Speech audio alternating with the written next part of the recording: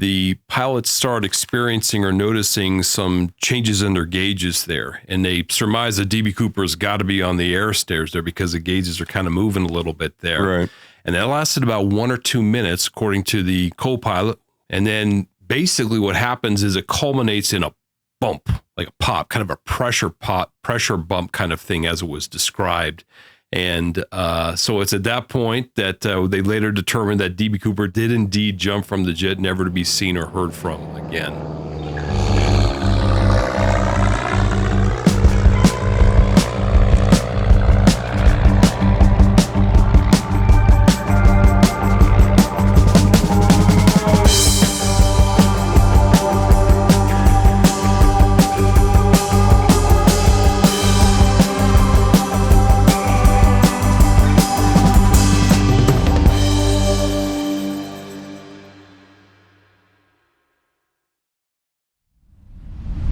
Hey everybody, welcome back to the Backcountry Manifesto podcast brought to you by Shared Pour.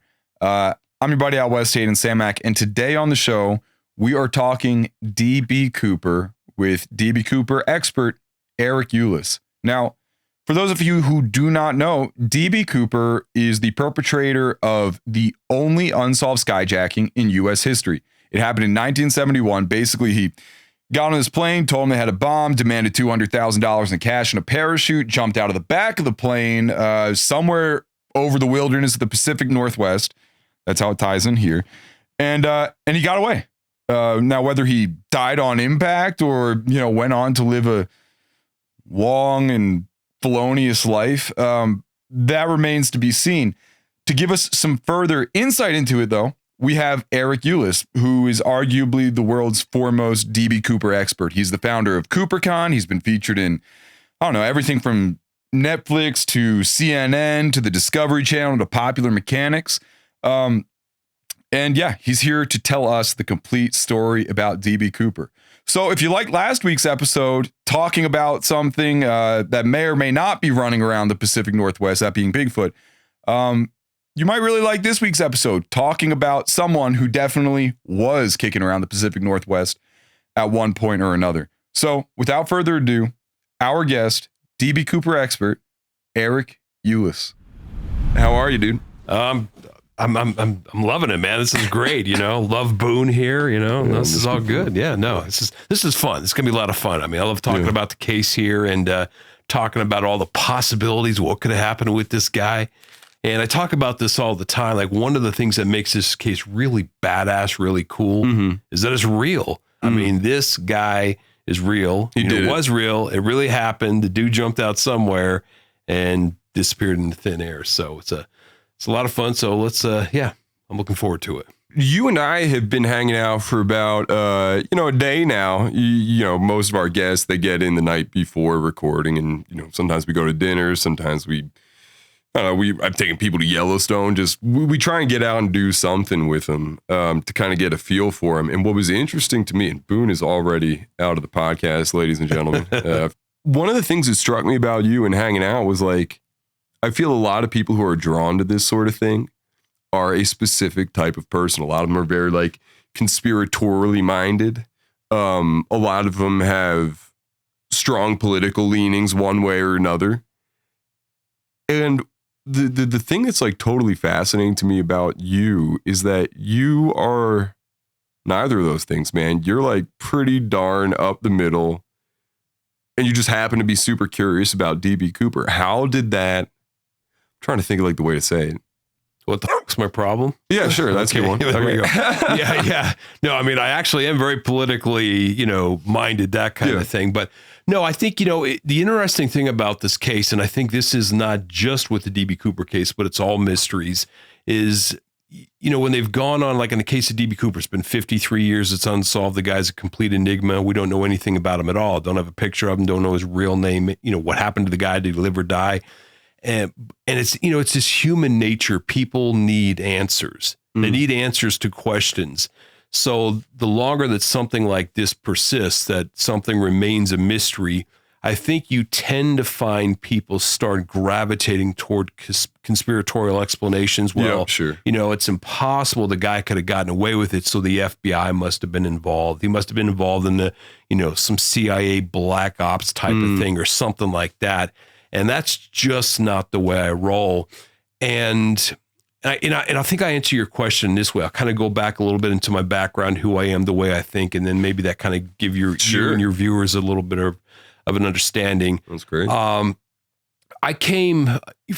world I come from is actually professional blackjack, believe it or not. Okay. You know, card counter, that kind of thing. Like if you've ever seen the movie 21 with Kevin Spacey, the MIT team that went to Vegas, that kind of thing, crush it, that kind of thing. That's the world I come from.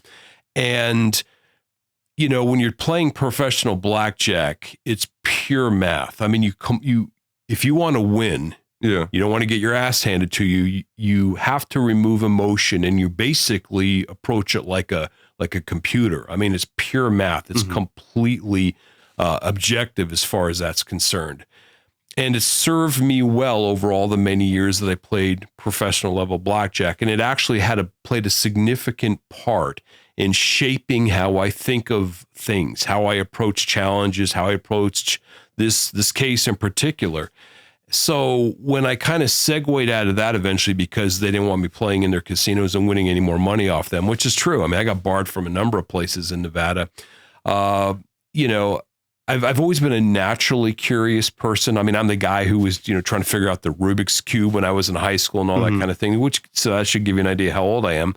But the point of the matter is that, so when I started looking at this case, excuse me, frog in the throat, when I started looking at the case, I thought, you know, this thing's real. There is an explanation. I mean, something did happen. You know, that's one thing we can say with certainty. And it was just natural for me to sort of fall back into blackjack mode, kind of that kind of thing. In other words, be completely analytical, remove emotion, remove, you know, hunch and that kind of thing from it, and try to be as objective as possible. So that's ultimately sort of how I started approaching the case. Why you don't lean into that conspiratorial bent? My experience has been that the simplest explanation is usually the closest to the truth. You know, that Occam's razor, you know, approach. And that's what I tend to believe. It cracks me up that you use a career of professional gambling as a talisman of rationality. Okay, first, here's the first thing, and this is one of the pet peeves. It's not gambling. I get people say that all the time. They're like, "You are a professional gambler." I'm not a professional gambler. You're a mathematician, right? Here's the thing. The definition of a gamble is when you put money into something and mathematically you have an expectation that you're going to lose in the long run, but in the short term you can win because the odds are stacked against you. Yeah. Rather, this is actually an investment. Playing blackjack at this level is an investment. Because you're investing money in something. In the long run, the expectation is you're actually going to win more money, that you're going to make money because you have the odds stacked in your favor. But in the short term, you may lose. So there's a critical difference between being a gambler, some crazy dude who's like just, you know, looking at the alignment of the stars or whatever and saying, let's go ahead and stick it on the, you know, black 29 on the roulette wheel or whatever, something like that, versus actually, you know, applying math and odds and that kind of thing too. That's a good way to think about it. You know, I'm Andrew and I were talking about this. I'm recently engaged, and we've been thinking about bachelor party type shit. So I'm gonna tell Catherine that I'm gonna go make some investments in Vegas and see if she see what she thinks. Anyhow, okay, gambling, conspiratorially minded, you know, folks aside. Well, let me just tell you, the first time that I ever heard of DB Cooper, I think particularly folks of my generation will, you know, relate to this, was in a movie called Without a Paddle. Yeah. The premise of which, Andrew, have you seen that movie? I think an unfairly rated, like, B movie. Like, I think Rotten Tomatoes gave it a 12, but it was like, you know, those movies that you just watch over and over again with like your family or something like that. It's kind of like the family movie night. We can't agree what to watch. We'll watch that. for whatever reason, that became like that movie for us. I don't know why, but the central premise of it is that Dax Shepard, Seth Green, and Shaggy from Scooby-Doo decide that they're going to go honor a late friend by following the path of D.B. Cooper and trying to find his treasure based on some evidence. And that's pretty much all the information that they give you is the guy jumped out of a plane with a bunch of cash, was never seen again somewhere in Washington. What is the full story on D.B. Cooper? Tell me the whole thing start to finish, and we'll pepper questions in and out. Well, like D.B. Cooper, so I'll just start from the beginning. Yeah. So what happens is this guy shows up at the Portland International Airport, Portland, Oregon, PDX, and shows up at the Northwest Orient Airlines ticket counter. And this is November 24, 1971. So this is Thanksgiving Eve. And he shows up and asks for a one-way ticket from Portland to Seattle. And the cost is $20. So he puts down a $20 bill, and the ticket agent writes out a ticket to the gentleman. He gives his name is Dan Cooper. The ticket agent writes out a ticket to Dan Cooper and sends him off to the gate. And this was, my understanding, within an hour or so of the flight. So D.B. Cooper goes to the gate. He's sitting there waiting along with the other passengers to board the jet. They were slightly delayed. The weather that day was just like typical Pacific Northwest day. You had sort of intermittent showers, sun breaks, clouds, that kind of thing. Wasn't a big deal. And this time of day was like about 2:30 in the afternoon, 2:45 in the afternoon. So they finally get the opportunity to board the jet, and they board the jet. And D.B. Cooper attempts to be the very last person to board the jet. But as fate would have it, he ends up being the second to last person to board the jet because there was a student, a 20-year-old college student, then 20-year-old college student named Bill Mitchell, who was running real late and actually boarded the jet right behind D.B. Cooper. Now, this flight, which is typically a 36-minute flight to Seattle, was basically open seating, kind of like Southwest Airlines is today, where you just grab your own seat. So what D.B. Cooper did is he grabbed a seat in the very back row of the jet, row 18, and he was in. Why did he want to be last? Well, I think, it's a very good question. And I've thought about this a lot. Like, why would, like, let me put it this way. If it was open seating and it was like Southwest, which we here know is your favorite airline. Yes. I would think that he would want to be first so he could pick his seat and make sure that he didn't I wouldn't think he'd be wanting to pick from the dregs, right? That's exactly what I would have thought as well, because it makes sense that he would want to be in the very back row so that everybody's in front of him. Any kind of perceived or potential threats are in front of him. Oh, okay. I see. So it makes sense that he would want to be in the back row. But the problem is that if you're the last person to board the jet, how do you know that you don't get on the jet and the back row is already occupied? The University of Washington wrestling team sitting in the back row or something. Sure. So what the fuck are you going to do at that point? I mean, which actually opens up a whole nother line of questions or series of questions and things to consider. So if he gets stuck having to sit in the middle of the jet, does he abandon the attempt and just try it another day? What does he do? So that's kind of an interesting thing to consider. But nonetheless, he does manage to get a seat in the very back row on the... So you don't have any reason for why he wanted to get on that? The only thing that I can think of is that maybe he wanted to see who was boarding in front of him, who the passengers were. Or like scope everybody out on the way down. Just in case, maybe just wanted to size everybody up. Perhaps he wanted to see if he recognized somebody. Maybe he wanted to see if, there was an obvious law enforcement officer boarding the jet, something of that nature. Okay, but it's just kind of speculation at this point. So I suspect that makes the most sense to me. Yeah.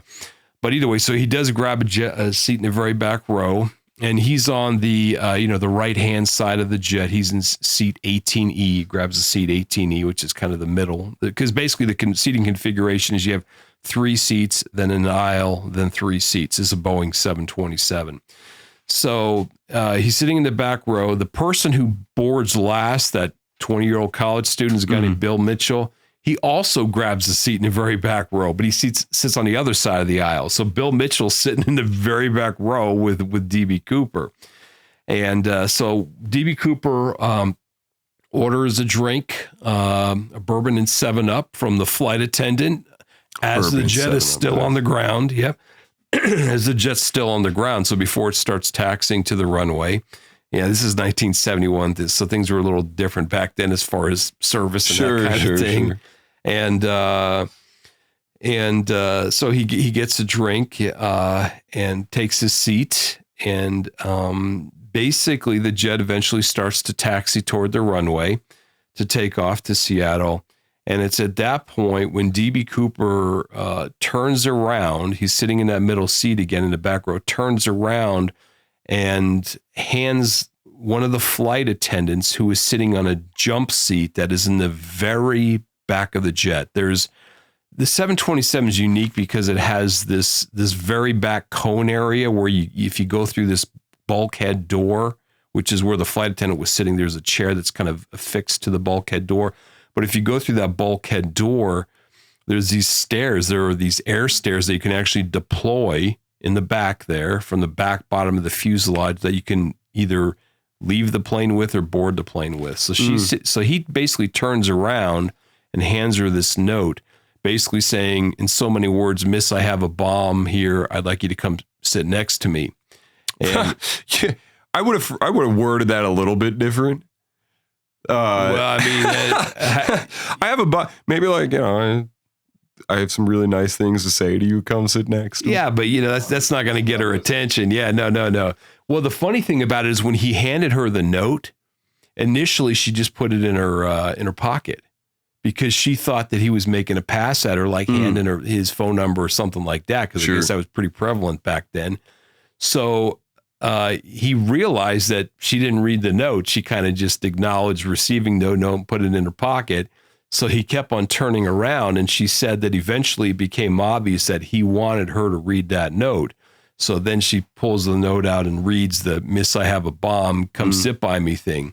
So she does. She goes and sits by him. And this is happening literally as the jet is rolling down the runway in Portland, taking off. So this is literally happening as the jet's going down the runway.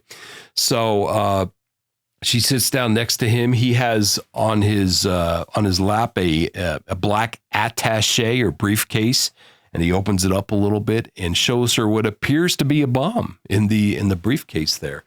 And then he orders issue some demands.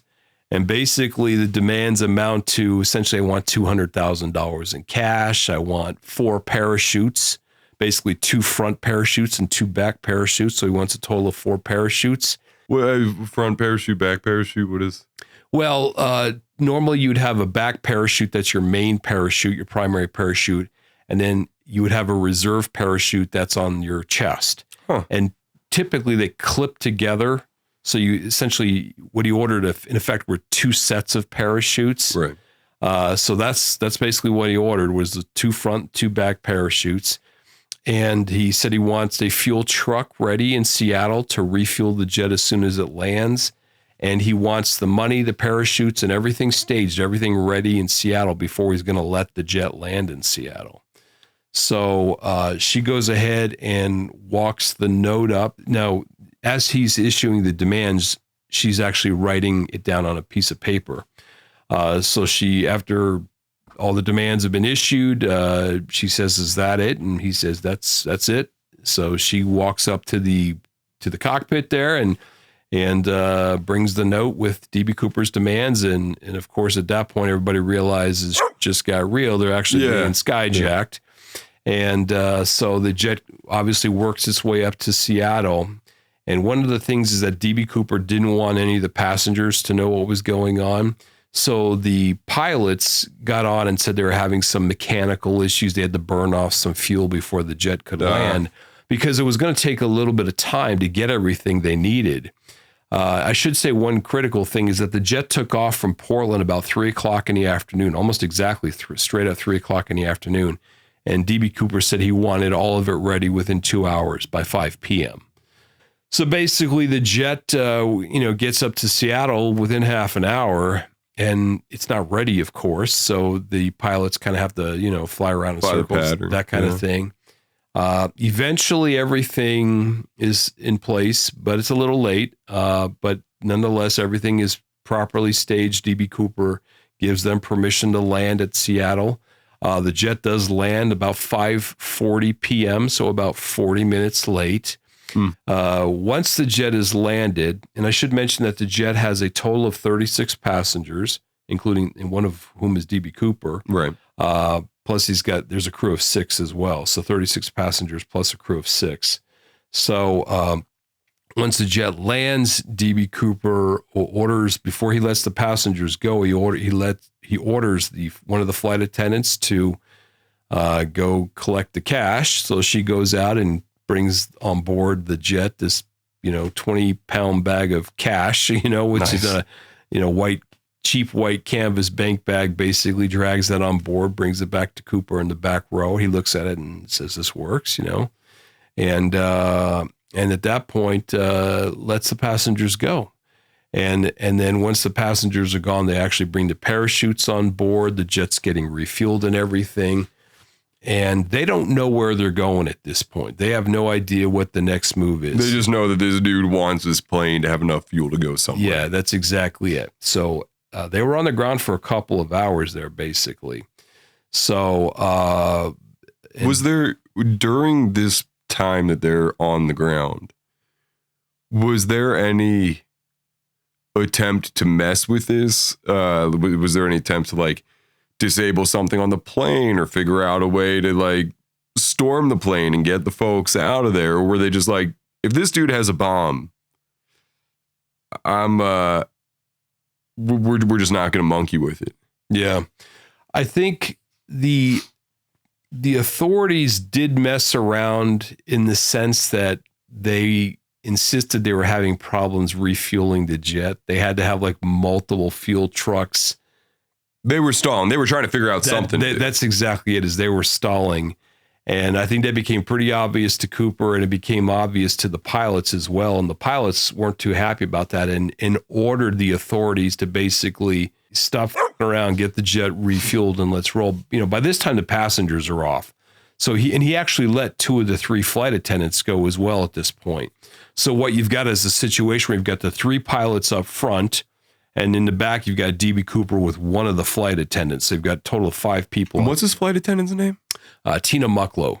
Okay. Tena Mucklow is the name of the flight attendant who basically stays with DB Cooper. And she spent a considerable amount of time with him. Several hours sitting right next to him on the plane and talking with him and everything else. So, yeah. So what happens is when they're finally ready to depart, he notifies the crew that he wants to head to Mexico. Let's fly to Mexico, nonstop, no landing anywhere in the United States, anything of that nature. And importantly, you remember those air stairs I talked about that deploy from the back bottom of the jet? Yep. He actually wants those things open, literally dragging on the runway as they're taking off, as the jet takes off. And the pilots push back, say, "Hey, brother, we can't do that. The problem is if the stairs are open, it'll inhibit our ability to rotate jet and it'll crash, and that's an ugly thing." Yep. So basically, DB Cooper insisted that they could, but he relented, said, "Fine, go ahead and take off with the air stairs up, but as soon as we get off the ground, air stairs are going down."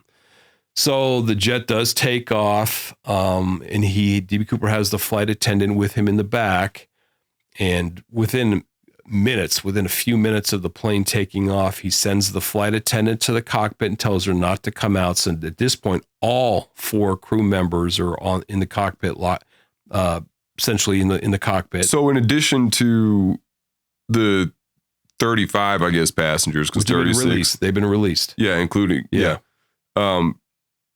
he also let off 2 of the 3 flight attendants. 2 of the 3 flight attendants. Okay, that's correct. Yeah.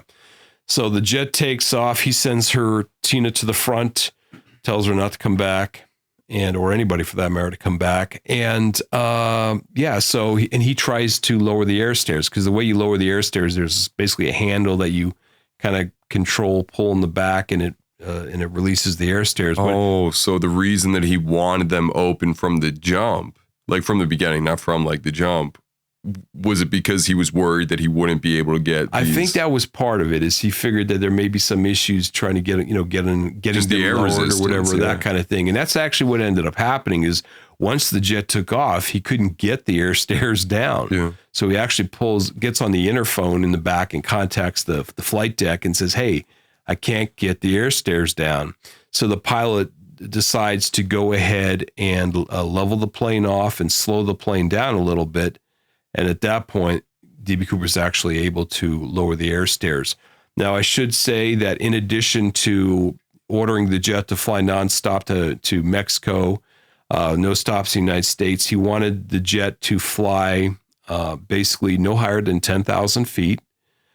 He wanted the jet to fly with the landing gear down the entire time. He wanted the jet to remain unpressurized. He wanted all the lights off.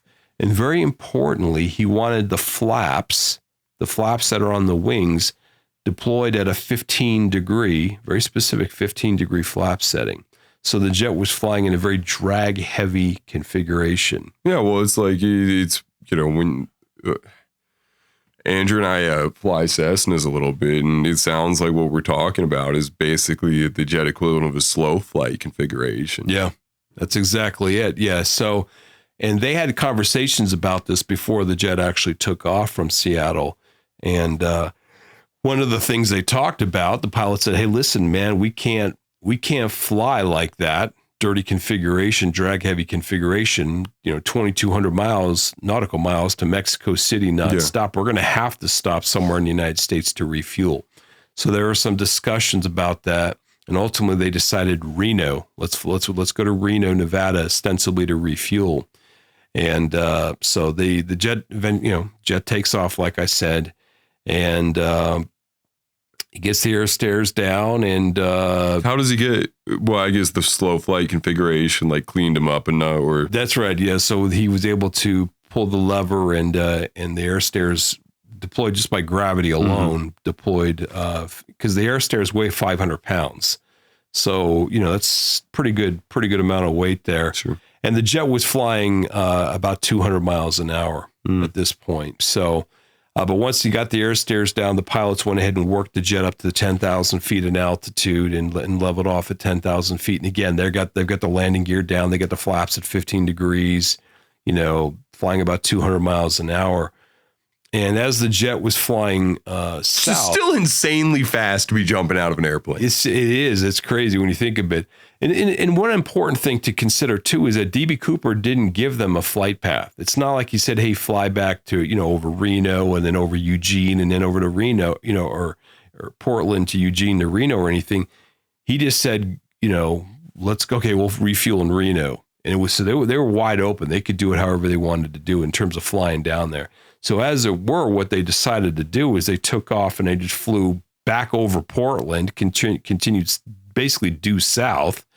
And once they got to Eugene, Oregon, in the southern part of the state, they continued south toward the border, California border. And somewhere around that point is when they kind of worked their way over, the Donner Pass area into over the Sierra Nevada into, Washoe Valley or whatever, into Reno. But so as the jet's flying south, like I said, about 36 minutes after takeoff from Seattle, the pilots start experiencing or noticing some changes in their gauges there. And they surmise that D.B. Cooper's got to be on the air stairs there because the gauges are kind of moving a little bit there. Right. And that lasted about 1 or 2 minutes, according to the co-pilot with whom I've had a conversation about this. Oh, really? And yeah. And then basically what happens is it culminates in a bump, like a pop, kind of a pressure bump kind of thing as it was described. And it's at that point they surmise that D.B. Cooper had actually jumped from the jet. And so it's at that point that they later determined that D.B. Cooper did indeed jump from the jet, never to be seen or heard from again. Well, that's a perfect jumping off point. We're going to trade the tea for something a little bit stronger. And when we come back, we're going to talk about what happened to D.B. Cooper after he jumped into the night. Cool. Sounds good. Hey guys, this is Ad Hayden coming to you, or I guess semi-Ad Hayden. We had a whole bunch of ad copy written up, but I don't think I need it for this product. I just want to tell you about something that I like genuinely. That's sharedpour.com. Sharedpour.com is the place to go, in my humble opinion, if you're looking for hard-to-find bourbons, allocated whiskeys. I know that those two are sometimes the same thing. Or just spirits in general. I've been using them since way before we even considered being partners with him. Actually, since before, Andrew, I think, when did we start recording episodes for this? Yeah, like since before we recorded the first episode of Backcountry Manifesto. And here, look, here's the receipts to prove it. You see this bottle of Mammoth from Our Bourbon? That's a single barrel select right there. Now check this out. Here, where you can hear it too if you're listening. Right, is that gonna be in frame, Andrew? Okay, well right here, I don't know. There's my receipt from March of 2024. I really do use these people. I believe in like them as a company. They're great folks. Now, if you're 21 or older, that is very important. If you're a minor, pay no attention to this advertisement. And you live in the United States, sharedpour.com will ship liquor straight to your doorstep. You'll need a signature, but they'll do it with flat rate shipping, which is really helpful if you're ordering a couple bottles. That way you don't pay out the nose through shipping. You could order like 10, 15 bottles. I don't know, maybe Craig, don't get mad at me. And they will ship for the same price as one. The other thing is that they're customer service experts. If you call them, should you have a problem with your order, and you won't, you will get a person who actually works there answering the phone and making the issue right. They have the best selection, whether it's a single barrel pick, again, a hard to find allocated bourbon, or even your daily sipper. You should check out sharedpour.com. And right now, and that is ad speak, you can use code Backcountry, okay? That's Backcountry, all one word, all caps. I think that's important. That's what they were texting me and telling me was important. You will get 10% off your entire purchase at sharedpour.com. Go check them out. You'll like them as much as I do. You'll get a bunch of cool whiskey. You'll impress your friends. You'll annoy your spouse. And you'll have some great spirits. Backcountry for 10% off your order at sharedpour.com. Cheers, dude. Yeah, cheers. You To got it. DB Cooper, man. Yeah, there we go. Yeah. To DB Cooper and those of us hunting the guys. Yeah. If this happened, you know, people are probably wondering a little bit, at least, why this is on a podcast called the Backcountry Manifesto and not the true crime stuff that my fiance and others like her just feed themselves a steady diet of. It's because it becomes a crazy story of, well, presumably wilderness survival. Or it's not even like a story at this point. At this point, everything after this is pure speculation. Yeah. For the most part. I mean, there are some things that happen, and we'll touch on those. But for the most part, everything thereafter is speculative about what happened to this dude after he exited the plane over southern Washington. What do you believe happened to first, like, outline the setting? Tell me where he's like jumping out of or jumping into, what he might encounter down there, and what perhaps a timeline of his journey out of wherever he landed might look like. Yeah. So a couple critical things here to consider. I believe the evidence is very clear that DB Cooper's original plan was to jump in the outskirts or exurbs of Seattle. In other words, 6-7 minutes after the jet takes off from Seattle, I believe that's when he intended on jumping. Because remember, he wanted those air stairs down on takeoff, but they said, no, can't do it. And he didn't give a flight path. He just said, yeah, go to Reno, refuel in Reno. I don't care how you do it. And it all begins to make sense if you consider that the guy didn't really give a crap, you know, what direction they flew or anything of that nature, because he planned on jumping 6 or 7 minutes after the jet took off. So whether the jet takes off to the north or starts heading east or heading south, in this case it did, it started flying directly south or what have you, no matter what, 6 minutes out, you're going to be somewhere in the Seattle area, basically. So, but as fate would have it, there were a couple of things that got in the way. So he ended up, not being ready to jump for really probably about another 15 or 20 minutes or so. The problem is once you're 15 minutes out of Seattle and you look down where you are, it's like utter blackness. Cause in this case, you're flying over thick forest, by Mount Rainier. There's just nothing below you that you can identify. And it's important to note as well that the jet was also flying in the soup. It was flying in the clouds. So he actually couldn't see the ground. So he couldn't be certain, hey, are we flying over water? Are we flying over forest? I mean, he didn't really know. He was just like, I hope where I land is cool. Well, people have asked the question, what would possess somebody to jump out into the middle of utter blackness? I don't think anybody would do that, honestly. Like people have asked who would do that? And my answer is nobody. Nobody would do that. So what ended up happening is that it's obvious to me he waited for them to approach the next sort of sign of civilization, which ended up being the greater Portland, Oregon, Vancouver, Washington area. So as they started approaching that area, that's when he ultimately decided to jump. So he basically traded in the exurbs of Seattle for the exurbs of Portland, is basically what happened here. And it makes sense because the dude's got to eventually get back to civilization. For sure. Before we go too far into this, what happened to the plane? Did they feel this pressure pop, go, he might have jumped, and then just continue on to Nevada? That's it. That's exactly it, because they were pretty certain he would jump, but they were like, well, I don't want to go check on the dude with the bomb. You don't want to be wrong. I mean, even if you're 99% certain, that means by definition, you're 1% uncertain. 1% of the time that he may still be back. 1% of the time you blow up. Yeah. And those are kind of shitty odds when your life is on the line. You know what I'm saying? Did he take the bomb with him? He did. He actually did. Yeah. What do you think was the viability of that explosive device? Do you think it was a legit bomb? Do you think he spray painted PVC pipe?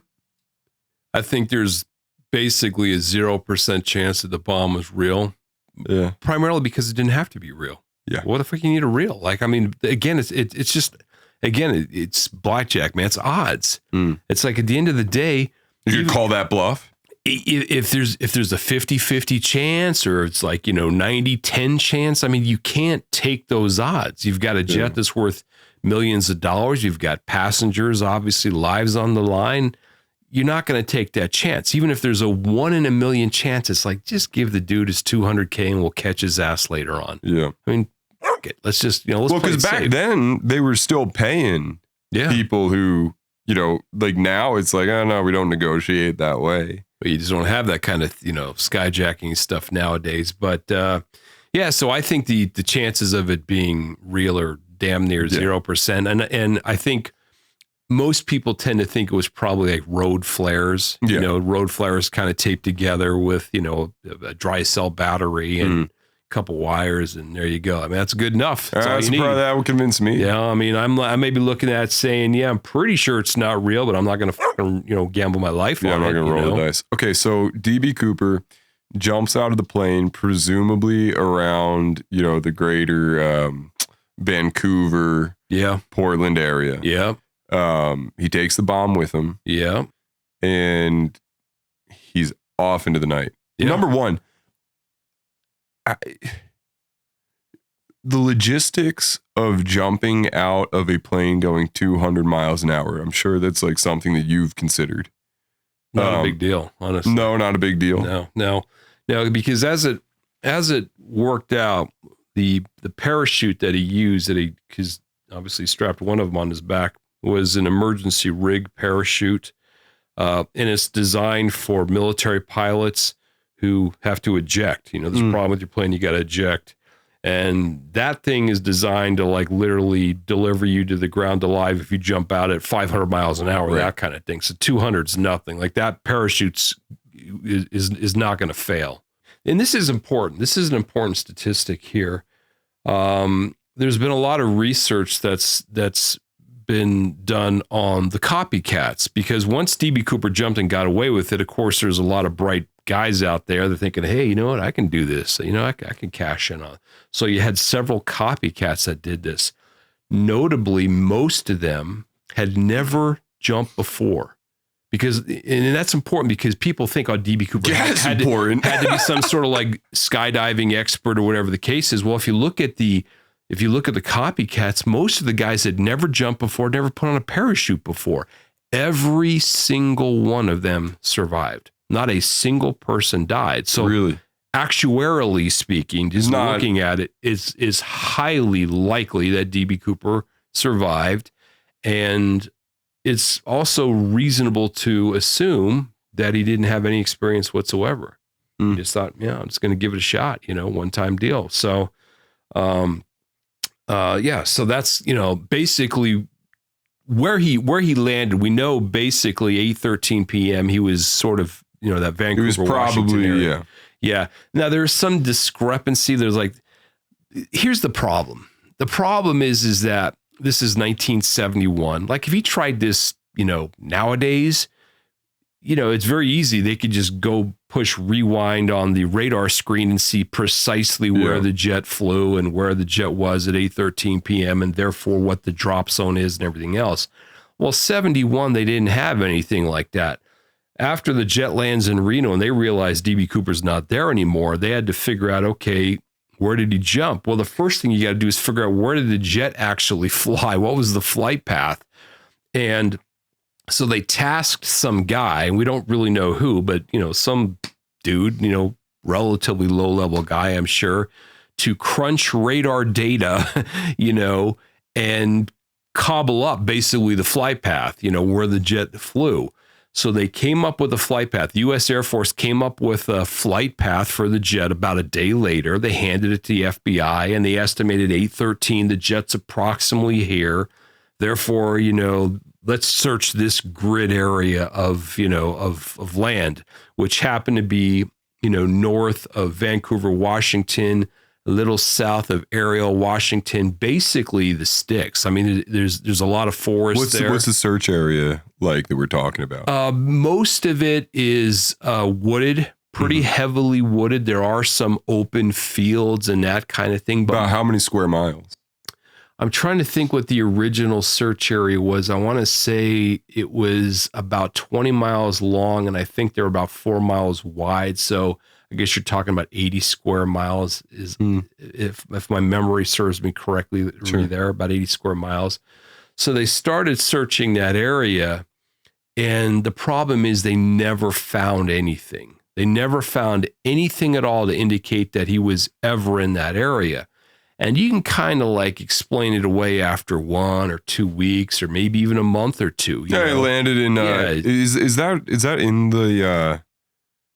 Were there any sections of the Columbia River in that search area? Any large waterways to speak of? They're not really. Okay, so then it goes to follow that there's not really a convenient way for him not to be in the search area unless they'd gotten it wrong. Yeah. Like, I mean, again, there are some tributaries and some smaller rivers and the very northern edge. But like that would be pretty unbelievable, if we're not talking about something of significant size. Yeah. To fall out of a plane and just like the exact wrong spot. Yeah, that's exactly correct. I mean, people have like looked at what the mathematical likelihood of him landing in water was, and it's like at 1% or something, like based upon that kind of thing. Yeah. So my whole reason for telling you this is that, after 53 years at this point, they've never found anything. And I think that's a pretty clear indication that somebody made a mistake, that he actually didn't jump in that area, that the flight path is probably off, probably slightly askew. You say that they probably put somebody low level on this thing? Yeah. I just don't see a reality where they do that, where like somebody skyjacks a plane for the first time in, modern aviation history and gets away with it. And they go, Larry, you want to plot the flight path? Like, that seems unbelievable to me. Like, why wouldn't they put a ton more resources into that? First of all, it wasn't the first time. There had been literally hundreds of skyjackings taking place. But this was the only, like, unsolved successful one. Yeah, it was unsolved after it was unsolved. It wasn't unsolved. It was that's a good point. So at the point, it's like, it's just yet another skyjacking. But, you know, they have a division at the United States Air Force, McChord Air Force Base, in the Seattle area, that they have a group that basically is tasked with these kind of things. So yeah, I literally think it was like handed to the group, and it wasn't the top dude at the group. It was like somebody in the group. I see what you're saying. You're saying that like we look back on it as something that was pretty singular at the time. It wasn't pretty singular. It was something that happened, and there were government organizations to deal with it. And this thing was subject to the same bureaucracy that all things that are left up to government organizations suffer from. Skyjackings were kind of a dime a dozen back then. I mean, literally. I mean, that's basically what was going on there. So, you know, my point is that 53 years out, I firmly believe that the flight path is incorrect. And I believe I know why. I believe I have an explanation why. Why? Well, because there were a couple of chase fighter jets that departed McChord Air Force Base that were tasked with trailing behind the skyjacked airliner as it was flying south from Portland to Seattle, then ultimately to Eugene, Oregon, and on to Reno.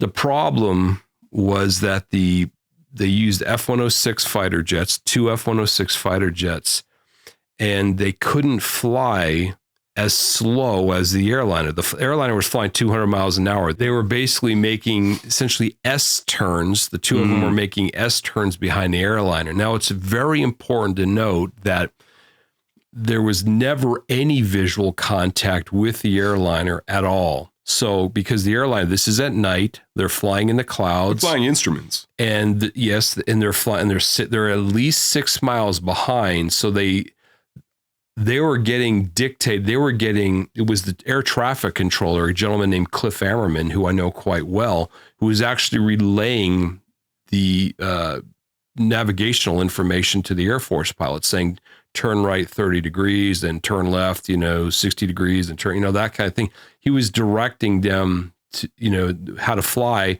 behind the airliner. They knew the airliner was out there somewhere, but they actually had no visual contact. So here's what I think happened: is these fighter jets have a certain type of radar called SAGE radar. SAGE is an acronym, and part of the SAGE radar system entails a link between the fighter jets and McChord Air Force Base.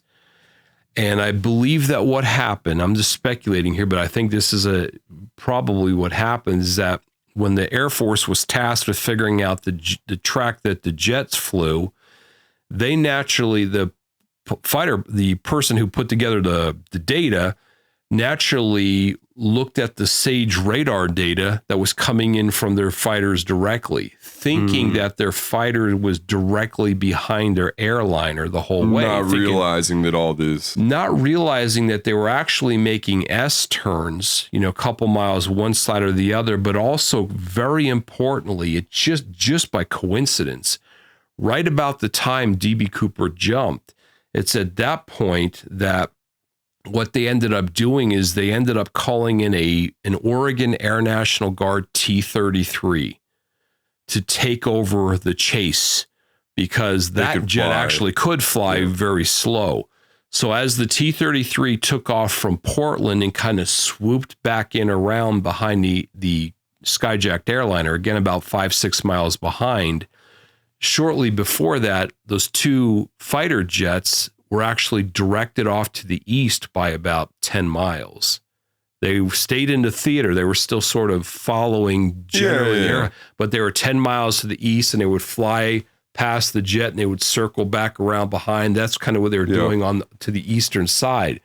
So again, they looked at the bad data. That's exactly it. They weren't looking at radar information or radar tracking or hit information from the airliner. I think they're looking at their own jets, the Air Force jet, thinking that it was trailing right behind the airliner. And I think that's the anatomy of a mistake. So what I'm getting at here is I believe that the airliner was actually further west of where they actually think it was by a few miles. And that's all you need. You just need a few miles, off one direction or the other, and you're not going to find your guy.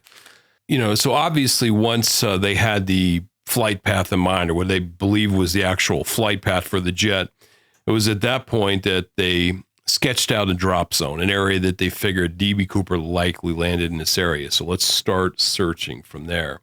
So they actually started within 24 hours, and the search took, in various shapes and forms and so forth, but basically went on for a couple of weeks there. I just imagine it like one of those 80s movies where like they have like all the cops and the dogs and like that's exactly what it was. Manhunt. Yeah, the National Guard soldiers out there. Plus, you had a lot of citizens, a lot of people like, hey, man, I want to find the $200,000 this guy jumped. Yeah, I wouldn't want to find the bomb that he jumped with, though. You know what I mean? Like, yeah. My point is that there were a hell of a lot of people looking for this guy. Yeah. Quite a bit of law enforcement out there and quite a few private citizens. And again, like I said, law enforcement, was kind of around for a couple of weeks. They ended up picking it up several months later once the weather improved. But the private citizens, the recreationists, treasure hunters, that kind of thing. I mean, those people kept it up nonstop. Yeah. And nothing was ever found. I mean, absolutely nothing was ever found that to indicate that the guy was ever in that area, the original drop zone area. And at a certain point in time, law enforcement started getting concerned. They're like, maybe we kind of messed up on this. Maybe the guy was somewhere else. They were aware of this. Oh yeah, I mean, they realized that they were bearing no fruit. Basically, nothing was coming of this thing here. So, so basically, the area, just to kind of give you an idea of kind of what kind of terrain we're talking about. It was actually a big enough area they were searching where there was quite a bit of variety. So you did have some streams, tributaries, that kind of thing. A couple small little ponds, lakes. That was it in like a national forest? No. No, it really wasn't in a national forest. So what's the area called? Is it? Well, it's Clark County, Washington, and a lot of it was private property. But Weyerhaeuser also controlled some of it, and they would, obviously use it to clear cut forest. Yeah, so it's timber production land. Yeah, some of it. Yeah. Some of those other areas were just wide open fields where they're growing, wheat and corn and that kind of thing. Sure. So it kind of varied, So obviously, if the guy landed in the middle of a field, he's going to be good to go. No worries as far as that goes. On the other hand, if he landed in the middle of a stand of trees or what have you, he may be 60, 70, 80 feet up. But D.B. Cooper seemed to be pretty sophisticated. He seemed to understand what he was kind of getting himself into. He had to expect that could happen, and certainly if anybody who had done any kind of research into this type of thing would understand that, there are certain ways to rappel down from trees using your shroud line and that kind of stuff. Kind of like if you're a smoke jumper. I mean, you're trained how to get out of these situations there. Okay. So they search the area. They don't find him. There's no evidence of him. They don't find a shoe. They don't find a parachute. They don't find a dead guy. Everything goes cold. Right. Until February 10th, 1980, when at a place called Tena Bar, spelled T-E-N-A, Tena Bar, along the Columbia River in Vancouver, Washington, there's a young 8-year-old boy named Brian Ingram out with his parents on a Sunday, enjoying their time on a particularly balmy day. And along the Columbia River and the sand there, and you're painting a picture. I love it. Brian is tasked with taking his arm and carving out a spot in the sand to create a fire pit to roast some hot dogs. And as he's brushing his arm across the sand, lo and behold, 3 packets of rotted 20s roll up from the sand there, and what we have ultimately is the discovery of the very first piece of evidence since the skyjacking 8 years earlier in the form of $6,000 of D.B. Cooper's ransom, certifiable, $6,000 of D.B. Cooper's ransom, all rotted and decayed and so forth. But interestingly, at a place theoretically it shouldn't be at all, because the area where this money was found, again, near the Columbia River, Vancouver, Washington, was actually about 10, 15 miles as the crow flies from where they believe D.B. Cooper jumped. And this is a critical part that a lot of people overlook. This Tena Bar area where the money was found is in effect on an island. It's in effect on an island because it's essentially there's this chunk of land. On one side, you've got the Columbia River. On the other side, you've got this river called Lake River. And at the southern end, you've got Vancouver Lake. So it's essentially on an island.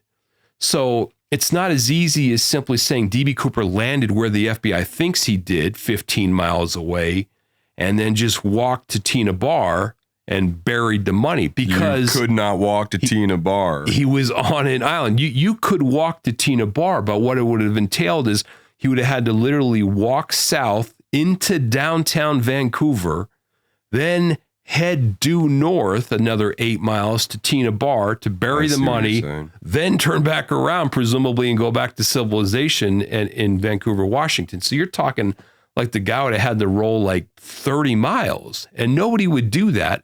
Moreover, right through downtown, like the guy would have been noticed, of course, carrying $200,000 in cash. So I think that's a very clear indication that D.B. Cooper didn't land where the FBI thinks he landed and where most of the searching and everything has been centered. Rather, I think it's very clear that D.B. Cooper actually landed very close to where the money was found, which ironically would have been 7 or 8 miles or so, a little bit further east of where they think the jet was. And again, when we talk about the anatomy of an error and the anatomy of a mistake based upon the flight path, that's where D.B. Cooper basically was dealt the solid, ironically, by the Air Force, because they're chasing they're tracking their fighter jets 8 miles to the east, not realizing the airliner at that point is actually closer to the Columbia River.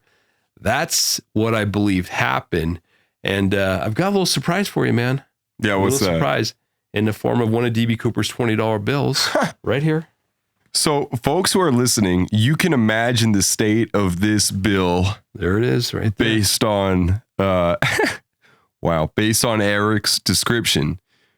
For folks who are watching, Eric, you hold this up, man. This is all right, right there. All right, well, ladies and gentlemen, that is not a replica. That is not a print. That is the real thing. The real deal. And how do we know that is the real thing? The way we know that this is the real deal is because it has the serial number on it. Yeah. D.B. Cooper's ransom, the $200,000, was paid in the form of $20 bills. So D.B. Cooper was paid 10,000 $20 bills, and each one of those serial numbers was recorded in advance. This bill has the complete serial number on it. So obviously, when the money was found, that $6,000 was found at Tena Bar, they looked at the serial number from the bills. This one included and verified that as part of D.B. Cooper's ransom. So this is one of the bills that actually went out of the back of the jet with D.B. Cooper and was discovered February 10th, 1980.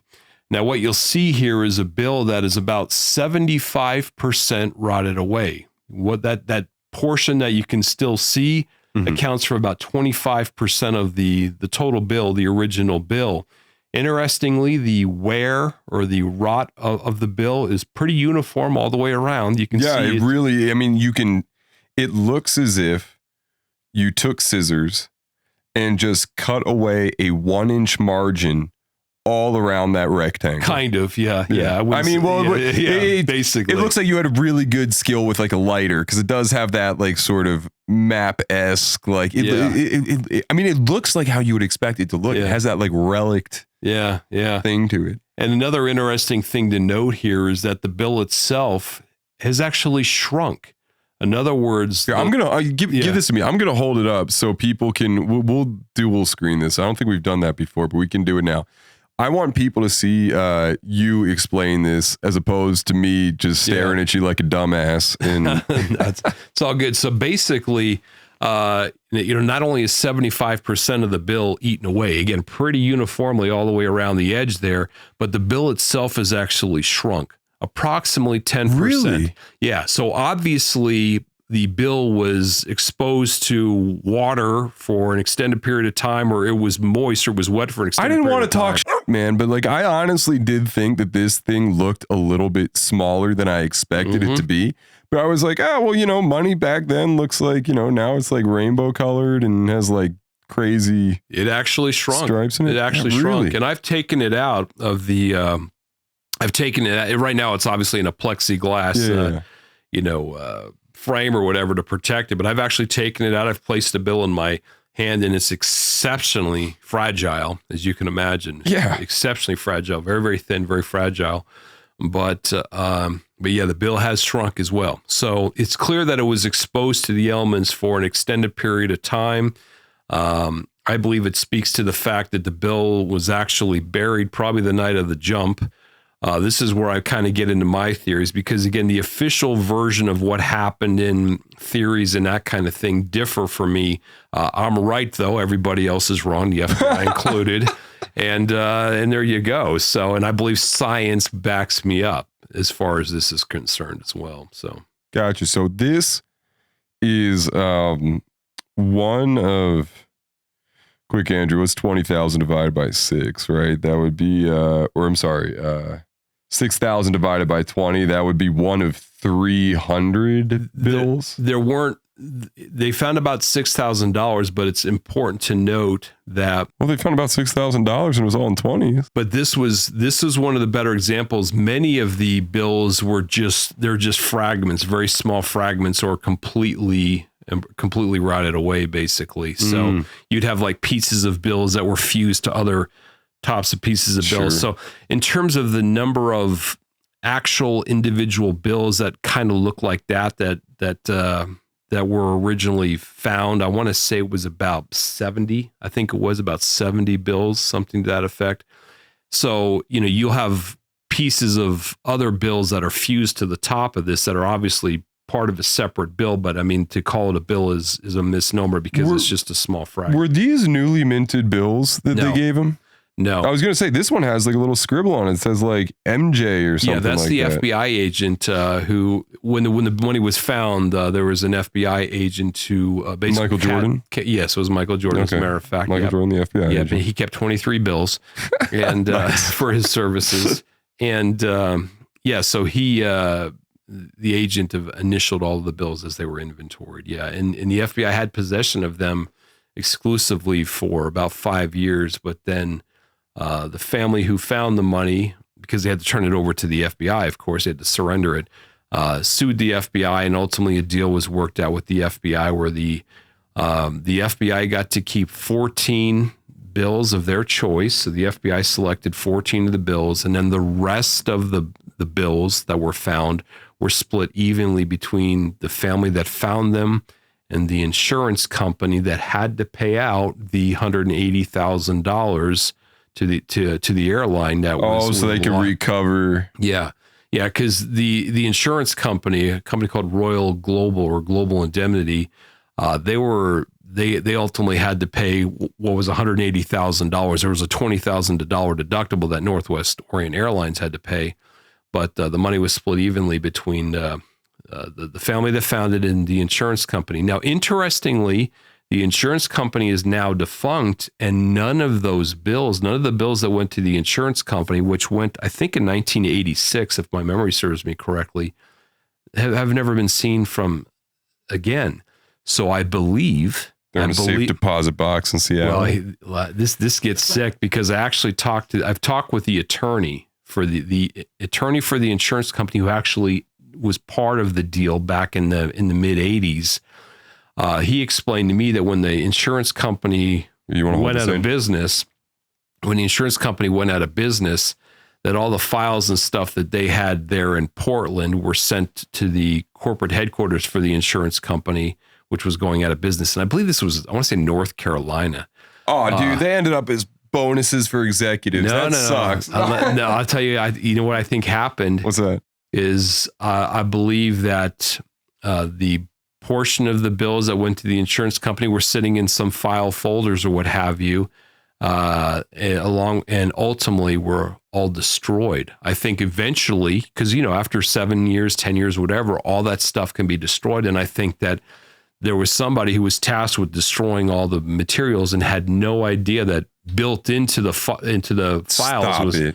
So I believe those bills are no longer around. They've been destroyed. So we've got only a very few bills that are actually around anymore related to this. Really? Yeah. Wow, that's super. Yeah. It's sick, isn't it? To think That about is that super way. cool. Let me see that thing one more time, bro. Look at that. So who verified this? A division of the Collectors Universe. Oh my gosh, it has a NASDAQ. Yeah, that's the PCGS, I believe, is what it. They're CLCT. They're the gold standard in terms of this kind of thing. So It's still around, still trading and everything? yeah. Okay, so here's the hot tip, guys. If you're listening to this podcast first, you know, we have such a huge global audience that the stock of this is about to go through the roof. So CLCT, bet the farm. Yeah. That is unbelievable, dude. Yeah. The any guesses as to what that bill's worth right there? You know, I was gonna ask you privately because, like, I didn't want like somebody to be like, "Yo, I hear Eric Ulis keeps that thing on him." You know. Well, it's. I want to be clear. It's not my bill. It's Okay, we're not gonna say whose it is. Although I'm gonna ask you that later. It's a friend of mine who actually owns the bill. Good friend. Yes, good friend. Yes. Good friend. Yeah. What is something like this worth? I think it's fair to say that if that bill went up for auction today, that it would get at least $10,000. At least $10,000 for that bill. Yeah. Wow. Yeah, because that's actually a better example of one of the bills that was found. Many of them are much more degraded with no serial numbers at all. But, you know, it's reasonable to deduce that they're part of the ransom because they were found with bills with serial numbers on them. But, yeah. So I understand. A valuable item. I now understand why pirates tend to traffic in gold rather than paper currency, because I'll tell you what, Spanish doubloons certainly seem to survive a lot better than $20 bills. To that end, DB Cooper would have been a terrible pirate, because who the hell buries treasure in a sandbar unless they were coming back to it very expeditiously? Well, here's the thing, and this is because the money find is sort of an enigma wrapped in an enigma. Like, what's it doing there? How did it get there? What's the story behind it? And this is what I think happened, and I think the evidence supports this as well. DB Cooper requested $200,000 in a knapsack. And it's obvious to me that he was expecting to put the knapsack on reverse, you know, basically wear it on his chest, you know. When you say knapsack, like a backpack. Yeah, you mean a backpack. Yeah, the word he used was knapsack, which I guess is probably an old person's term. Specificity is important. So basically $200K in a backpack is essentially what he ordered. But it didn't show up in a backpack or a knapsack or anything like that. Rather, it showed up in a cheap white canvas bank vault bag from a bank called Sea First Bank. And it was I have one of these vault bags, and it's a vault bag that doesn't have a snap on it, doesn't have any handles, doesn't have a zipper. It sounds like what you're describing is like literally a cartoon money bag. Kind of, yeah. Or like a bag that maybe you'd find some like potatoes or something put in before you like sewed the top seam or something like that. But it's a single stitch around the edge and everything else. That's how the money showed up. Did it have a big like cartoony dollar sign on it? No, nothing like that. But you got the idea. That's basically what it was like. So obviously DB Cooper looking at this thing, and the money weighed about 20 pounds. Obviously DB Cooper looking at this thing, the first thing he had to think was, this is not going to work. If I jump out of this jet at 200 miles an hour, this fucker is going to explode and there's going to be $200,000 flying all over the place. So I believe what he did, and I think there's evidence to support this based upon witness testimony, that he actually took out some of the cash from the bank bag. Maybe it was half of it, maybe it was a quarter of it, I don't know. He took out some of the cash to lighten a load. And then he cannibalized one of those 4 parachutes. Remember, he got delivered 4 parachutes. He cannibalized one of them and cut out nearly 100 feet of shroud line from the parachute. And he used it to sort of tie off the top of the bank bag and kind of wrap shroud line up along from top to bottom and from side to side to really secure it as well as possible, and then secure it to his waist as well. But if he was going to do that, why wouldn't he just like get rid of the whole fucking parachute? And why didn't he get rid of the whole money bag, you mean? No. The whole parachute, and take the thing that the parachute was very securely packed into and just pop the money into there. The reason why is because he used one of the parachutes, one of the reserve parachutes to wrap up the portion of the ransom that he took out of the bank bag to lighten the load. Now, it's important to understand that the parachute was smaller than the bank bag, so it couldn't fit it all in anyway. So that's the first thing. The bank bag was bigger than the parachute. You're not going to believe this, man. I have never held $200,000 in 20s. So like I have it's hard for me to like out. Actually, that's a really great question. For our listeners or our viewers, about like, how would you describe the size of, because this has to be something that you've thought about. Yeah. It's basically, it's roughly 12-inch by 9-inch by 4-inch kind of bundle. So you've got something that's, about 12 inches tall, about 9 inches wide, and about 4 inches wide. So you got that kind of size thing, 20 pounds. And the other thing is that you asked about why not put it all in a parachute container. Mm-hmm. A parachute container is actually not a container. A parachute container is a parachute container sheet. Like if you take a container that a parachute is in, if you open it up, it unfolds like a sheet. It's a flat sheet thing, basically, made of canvas, heavy. And then you kind of fold it up and it basically makes a container that covers the parachute. So it's not like it was like a canvas container that you could it wasn't like a backpack where the top snaps open and the parachute like barfs out. Basically what I'm getting at is that, so I believe when he jumped, he had some of the money, probably most of the money, remained in the bank bag, the original bank bag, securely bound up. And then the rest of it was he put into one of the reserve parachutes that went missing. So the rest of it was put into one of the reserve parachutes. So he kind of lightened the load and split it up. So real quick, there were the parachutes that he's wearing on the front, the parachutes that he's wearing on the back. The other 2 parachutes, one of them was left on the plane and the other one was like not found, but like taken in this presumably cannibalized state for this purpose. What ended up happening is that he jumped with one of the parachutes on his back, which was an emergency rig. Both of the back parachutes that were delivered were called emergency rigs. Yeah. They are not designed to be coupled with a reserve on the front. There's no way to attach a reserve to the emergency rig in the back. Normally, there would be these things called D rings where you could kind of clip them together. That's my hang up. I thought that's what you were describing, was he ordered 2 sets. He did order 2 sets, but he didn't specify anything more than just essentially 2 front and 2 back. You think they knew what he wanted and they were just like, I don't think they were out to sabotage the guy. That's just how it showed up. But you may be doubting me in a second here. Because what ended up happening, and I haven't touched upon this, but this is as good a time as ever to touch upon it. Yeah. One of the reserve parachutes that was delivered to him was a non-functioning parachute. It was a parachute that had been modified to be used for training purposes on the ground only. So if he had staked his whole life on that parachute, he would have certainly died because it didn't work. It basically had most of it removed. It was just for ground training purposes.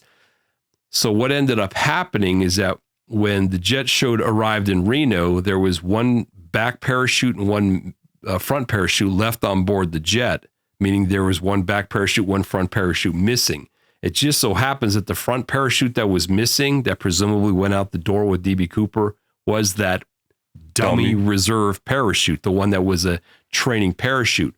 I believe that the reason he took that, because he obviously didn't take it as an extra measure of security or what have you. Because again, there's no way you can actually clip it to the back parachute, to the emergency rig.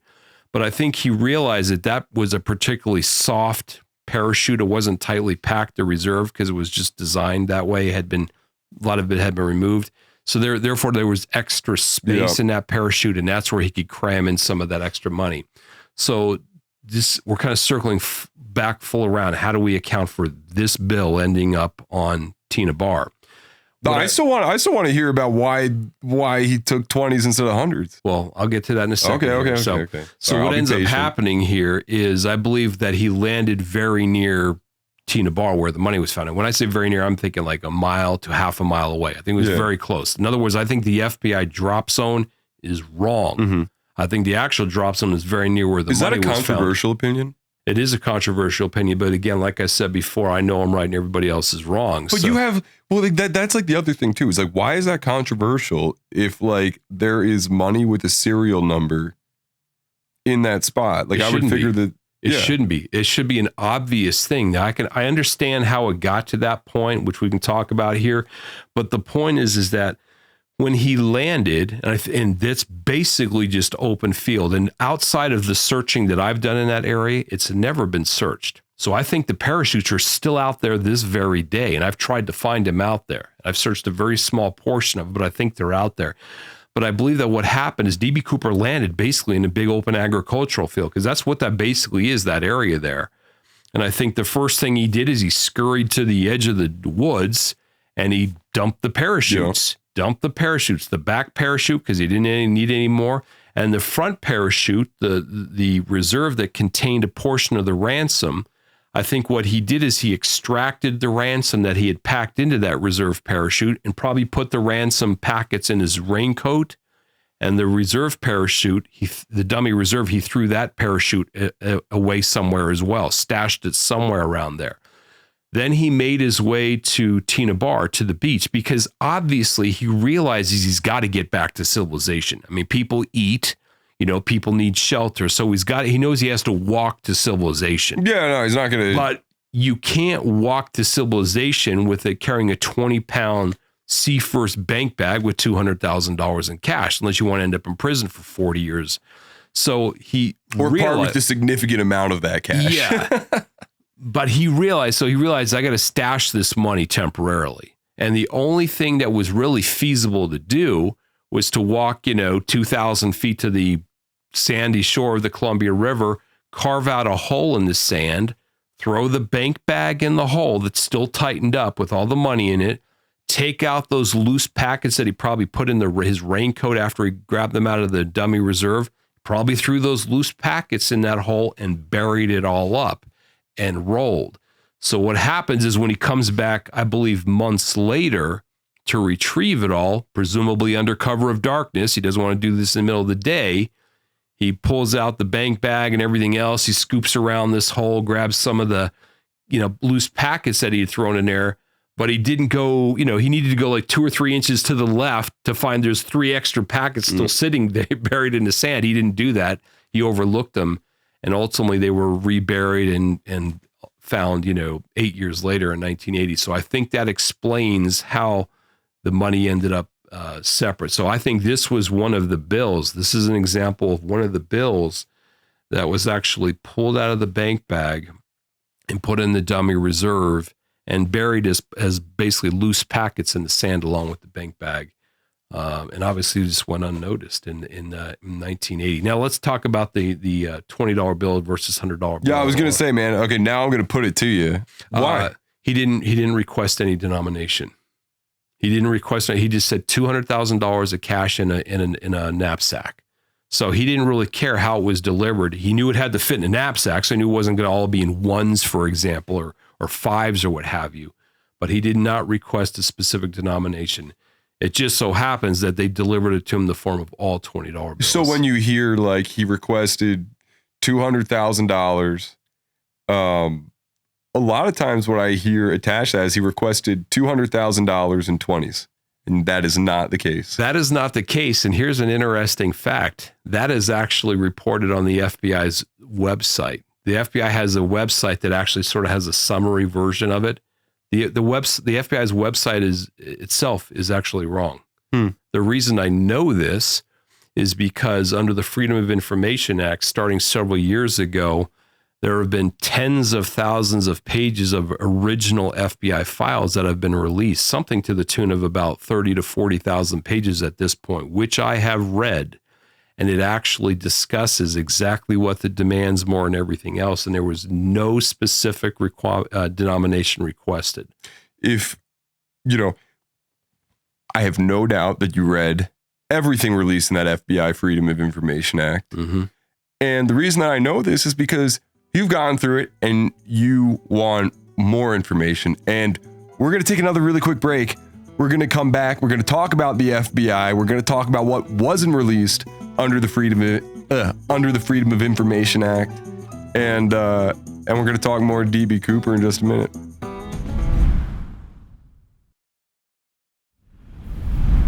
All right, so this is...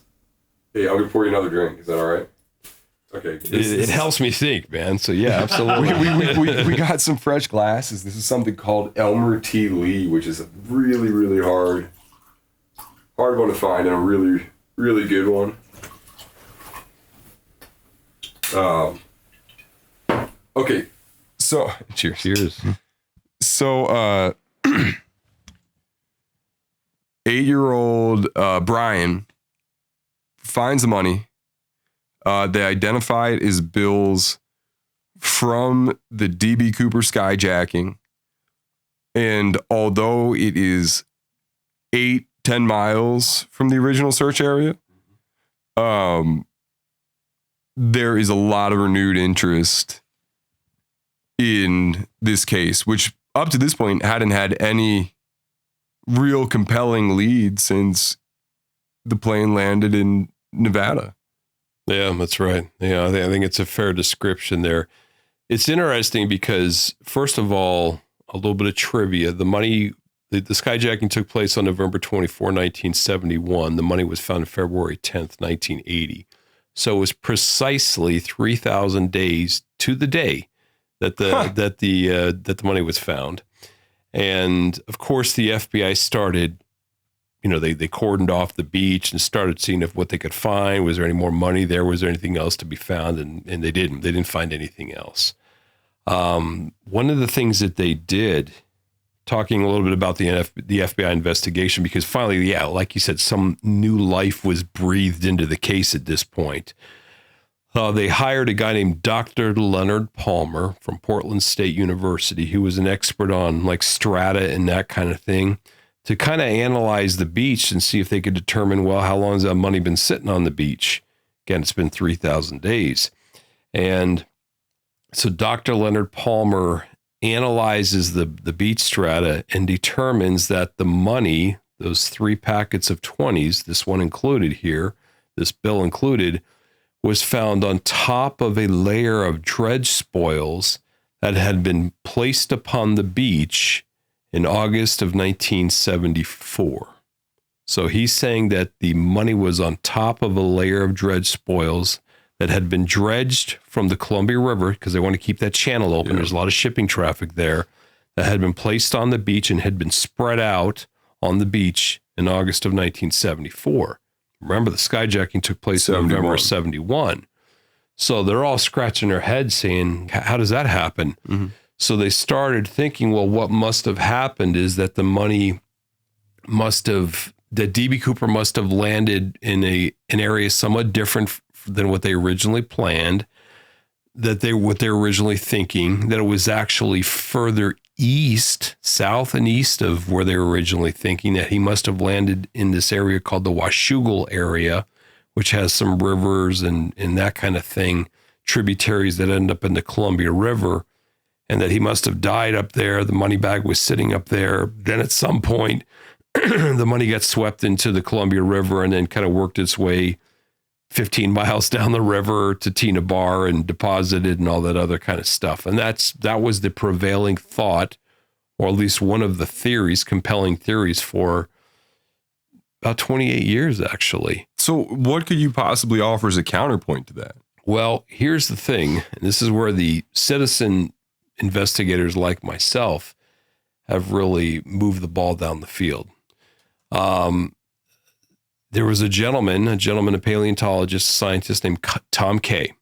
And I know Tom very well as well. I know everybody actually very well in this case, basically, with few exceptions. And Tom Kay started looking into the analysis of the money find spot and everything else, because let me say this, that when the FBI analyzed the beach in 1980, they were there for a few days, and then they just rolled up shop and left, and they didn't record the exact money find spot. This is pre-GPS and everything. So by the time we roll around to, 2015, around there, 2020, certainly, or as we're approaching 2020, we know that the money was found somewhere along this beach called Tena Bar, which is about 1,800 feet long, but we didn't know precisely where along this 1,800 foot stretch of beach it was found. So Tom Kay started looking into it, and he made a huge discovery.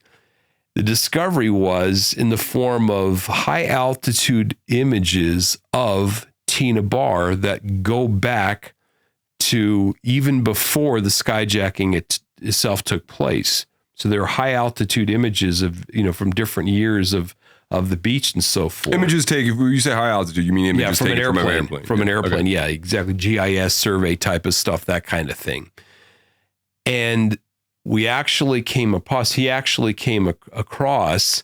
high altitude images from 1974 showing DB Cooper burying the money. Showing the dredge spoils that were on the beach in 1974 that Dr. Leonard Palmer said the money had come on top of. And Tom discovered that the dredge spoils that were on the beach in 1974, and he can see where they had been spread out, that they didn't spread far enough to where the money was actually found.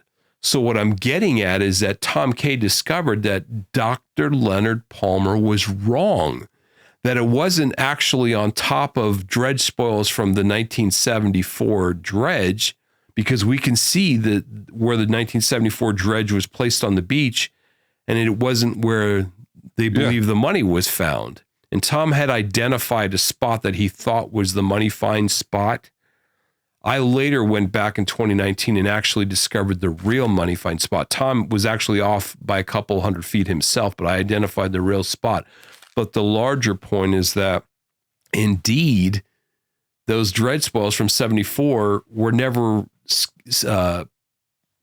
pushed out over the money find spot. So, and what I found out later, looking into it, is that the last time dredge spoils had actually been placed on the part of the beach where the money was found was in 1970. So my point is that Dr. Leonard Palmer, the guy that the FBI had hired, the guy who was an expert on this type of thing, made a mistake. He made a mistake and it put the truth out of the reach for 28 years. And this is why it's critically important. When you say put the truth out of reach for 28 years? So you're saying that this did not come to light until 1999? It was 28 years after 28 years after 1979, which is when, or 1980, which is when. So it would have been 2008. Okay, I did 28 from the time of the skyjacking in 71. Okay, so 2008. Right, I think it was 2008 exactly. So again, let me tell you why this is important, because like when we're talking about the flight path, for example, and I say I believe that there was a mistake made with the flight path, and I believe identified the error. That's a controversial position.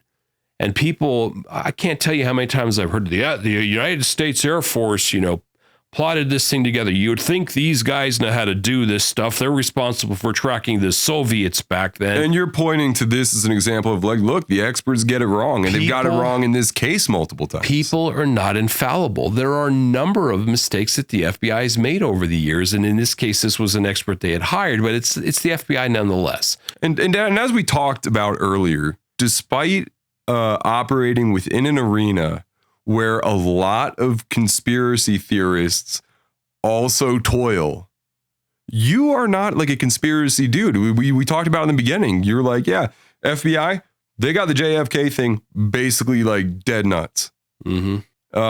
So, you know, I think that lends a certain credence to your opinion that like, hey, look, man, I'm not into conspiracy theories. Like in a lot of the stuff that I'm interested in, I don't really find conspiracy. We were talking earlier, you mentioned that some people think that the money being found on Tena Bar was a nod to the flight attendant, Tina, what's the last name? Mucklow. Tina Mucklow. Yeah. And like her and DB Cooper were in on it. That's like a popular conspiracy theory. You're not that guy. No. You just happen to think that like, hey man, there's some really compelling evidence here. That's the thing. I mean, again, people are not infallible. I mean, I've said this many times before. Mysteries are mysteries for a reason. Invariably, someone made a mistake somewhere, somehow, at some time. My job 53 years out is to identify that mistake. And once you identify the mistake, it helps you to uncover the truth, what actually happened. And people aren't infallible. And when we're talking about something like, you know, where did DB Cooper actually land? Well, I think finding $6,000 of cash buried in a place nowhere where DB Cooper, nowhere he expected it to be buried, is a pretty fucking compelling piece of evidence. The evidence doesn't give a shit what anybody thinks. The evidence can't lie. The evidence doesn't have an agenda, doesn't give a fuck about anybody's conspiracies, whatever. The evidence speaks to the truth. And we're well served to pay attention to that evidence. You know, 53 years out, when absolutely nothing has ever been found along the area where they think that DB Cooper actually jumped. And to the contrary, what has been found is in a completely different area, actually much more closer to where I think he jumped. I think if you're going to be intellectually honest about it, you have to step back and say, you know what? Maybe we made a mistake. Dr. Leonard Palmer made a mistake in this particular case. And there are other examples of mistakes and things that have been made. And there are multiple ones in this case. And people need to remember that. You need to sort of open it up. Now, again, I'm not saying there's anything nefarious involved with Palmer or the FBI or anything else, because at the end of the day, the FBI are the good guys, or the guys who wear the white hats, and I believe that. But again, we're dealing with human beings and mistakes occur. Yeah, well, yeah, a mistake doesn't have to be like malicious by default. And you're not drawing a line in the proverbial Tina sandbar. You're just saying like, hey, as long as we're like acknowledging things that might have happened, I think that this line of thinking is pretty compelling. Yeah. So, okay, it's 2008 now. We've realized that they've made this mistake. Has this become a cold case yet? Has this been something that the FBI shut the door on? Or is that yet to come? They did. No, the FBI actually administratively shut the case. In when? In July of 2016. They just basically gave up after 45 years. They said, you know, we can't figure it out. You know, we've exhausted all kind of efforts, and we've at this point, you know, the guy would probably be dead anyway, even if he had survived, that kind of thing. And our efforts are better spent and our resources are better focused on other more important things, terrorism and the like, whatever the case may happen to be. So now, having said that, we'll get into it in a little bit, perhaps with some of the lawsuit stuff I've been involved with. We're definitely going to get into that in a little bit, man. The FBI did. I'm not going to let you off on that, man. They did reopen the case a little bit. Yeah. In 2023, a direct result of the lawsuit. So that actually, and I was actually very pleased to hear about that, because it's easy to think that of the FBI is just, you know, this monolithic organization that just doesn't give a crap, what people like me. I'm just a rando, U.S. citizen, But in reality, there are times when they do pay attention, and I think that was an example when they paid attention. So, yeah. Okay, so to give the listeners or the viewers a timeline, DB Cooper jumps out of a plane November 21st, right? November 24th, 1971, yeah. DB Cooper jumps out of a plane November 24th, the night before Thanksgiving. Flight plans don't go exactly how DB Cooper would have hoped. Jumps out of a plane in a spot that he's confident is pretty close to some sort of, place that he can get out of the woods, basically, like some sort of civilization. At that point, he's never heard from again. The area is searched by the FBI where he is believed to have jumped. It does not turn out that they find anything there. 8 years later, in 1980, little boy Brian finds money on a sandbar 8-ish miles from the search area.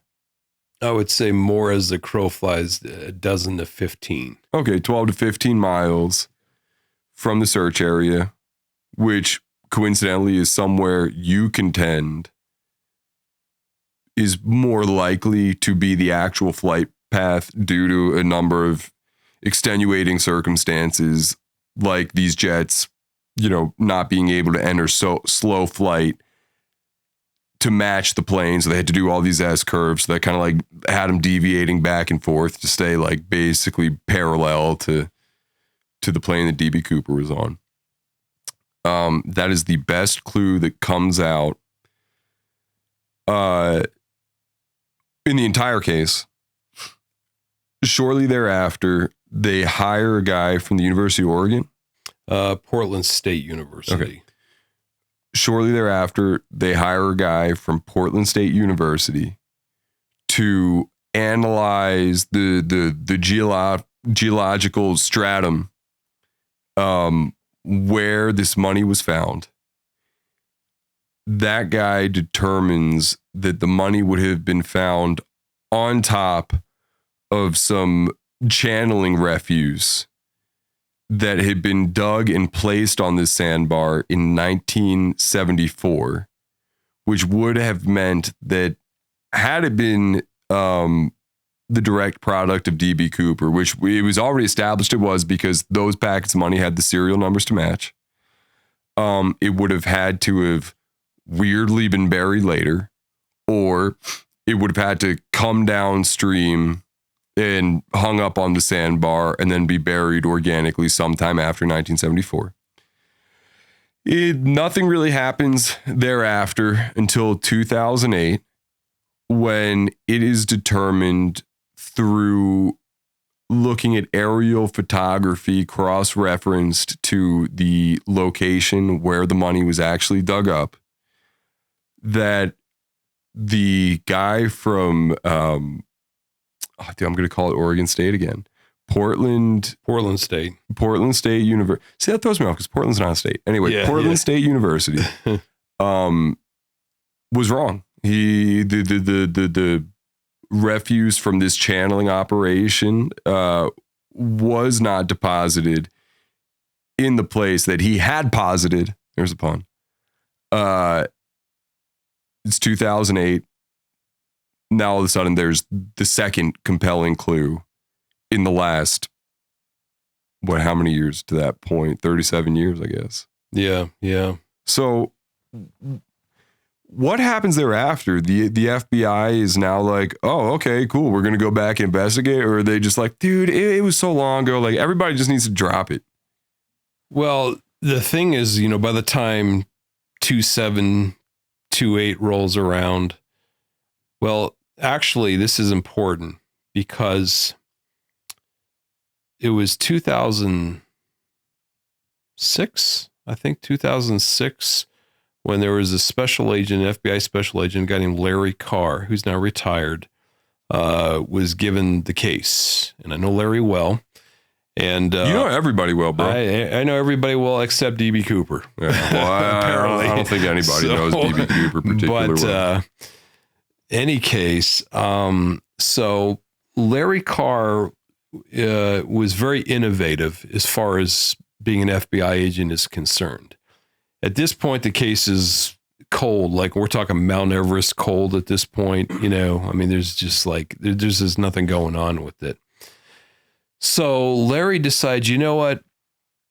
The FBI, works on bank robberies. And Larry works on bank robberies. And how does the FBI solve bank robberies? Well, what they do is they get as much information as possible out to the public, and then they let the public bring suspects to them.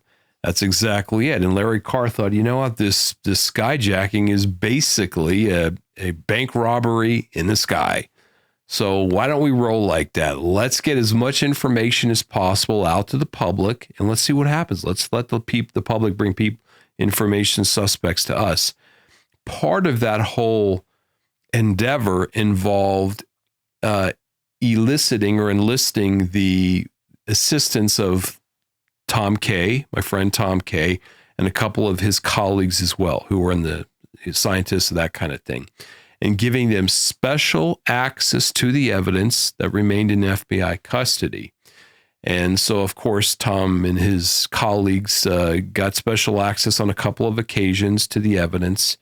And it was during this, and basically the whole thought was that they would have special access, they would get to see some things, and then he could use private resources. They would use private resources to continue the investigation or do things above and beyond what the FBI, frankly, was willing to do at that point. And it was a byproduct of that. It was a byproduct of Larry Carr thinking outside the box, being innovative. It was a byproduct of that through Tom Kay that ultimately led to the discovery, one of the very first discoveries that this new private citizen sleuths group came up with, that, hey, the money was not found on top of a dredge layer from 1974.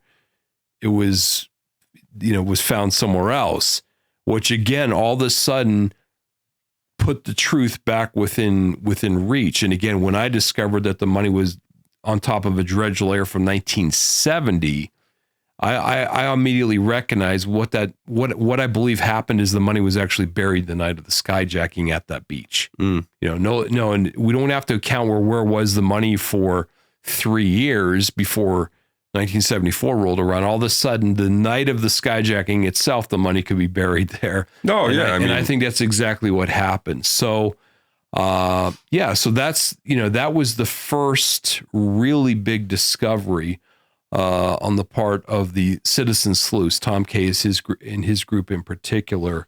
And there have been many new discoveries that have taken place since then as well.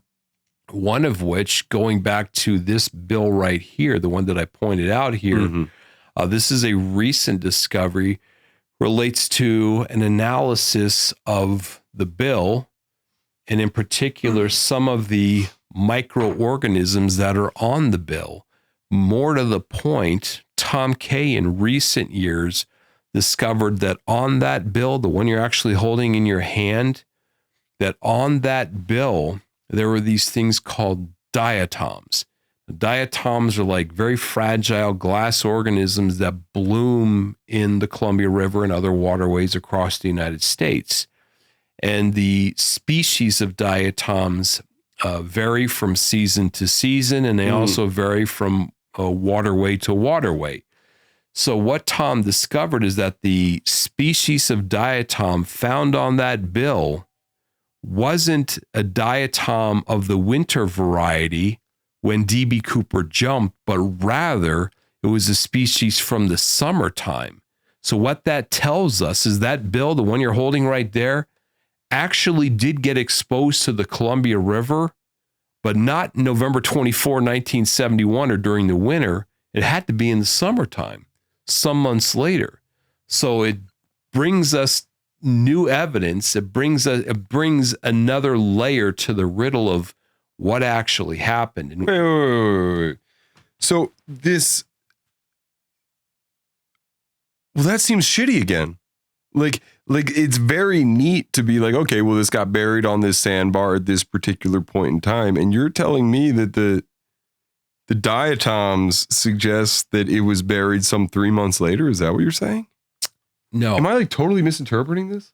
What it tells us is that this bill right here was exposed to the Columbia River during the summer, sometime during the summertime. Got wet by Columbia River water during the summertime. Okay. That's all it's telling us. So don't read too much into that at this point. Well, I mean, you did just present it as like a major clue. It's a huge clue. It's a major clue. So it's important to understand, too, that in 2019, I actually went back, looked at high altitude imagery and all kinds of photographs from the media, helicopter pictures and everything else, and identified the precise money find spot. Because again, the precise money find spot had been lost to time. We no longer knew exactly where it was. So identifying precisely where the money was found is critical. And I actually found the money find spot. And the beach looks very different today. Tena Bar looks very, very different today than it did back in 1980 and 1971. And the reason why is because the last dredge spoils placed on that beach anywhere was 1974.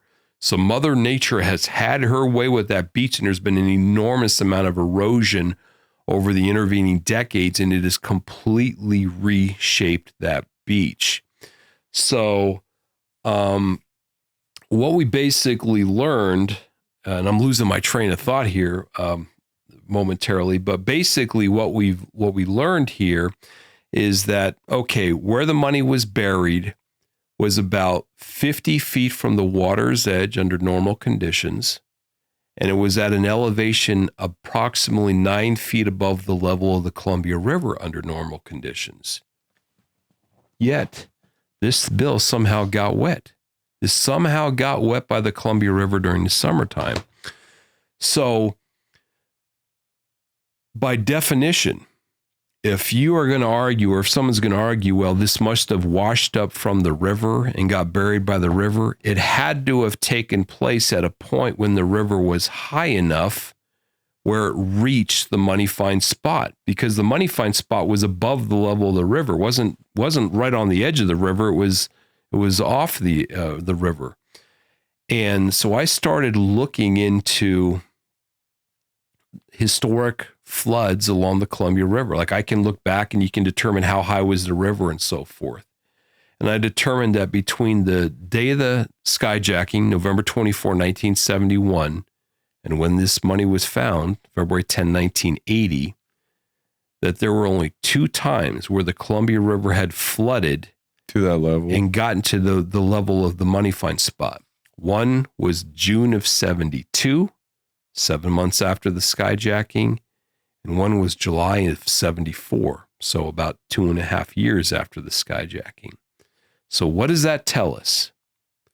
What that tells us, I believe, is that D.B. Cooper on the night of the skyjacking landed very near Tena Bar. As I explained before, I think he landed very near Tena Bar. I think there was the FBI had been searching in the wrong area.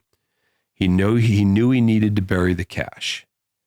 So he buried the cash in the sand, because it's the only place you can really bury it, because the rest of the earth around there is very hard. And again, remember, this is basically on an island. Oh, that's an interesting thing. I hadn't considered that. I was imagining, I guess, somebody burying shit in a vacuum. Not like, why would you bury it in sand? Well, because that's where you can dig it up with your hands. There's no way to. I've tried digging. Like, the earth is very hard, clay-like there. The only place feasibly to bury it is in the sand. And so I believe he buried it in the sand, realizing that it's gonna have to be there for a period of time. And then he walked into Vancouver, which is about 10 miles away, Vancouver, Washington. Now, I believe that he didn't live in the Pacific Northwest. I believe he lived somewhere else, which we can get into. And I think that from afar, he observed what was taking place with the investigation and everything else. And I think that at some point in June of 72, 7 months into it, he was made aware of the fact that the Columbia River just so happened to be having historic flooding taking place. And I think any reasonable person would be like, holy shit. All my money's that money may get uncovered and swept out to the Pacific Ocean, or maybe he gets uncovered and somebody happens to walk along and find it uncovered.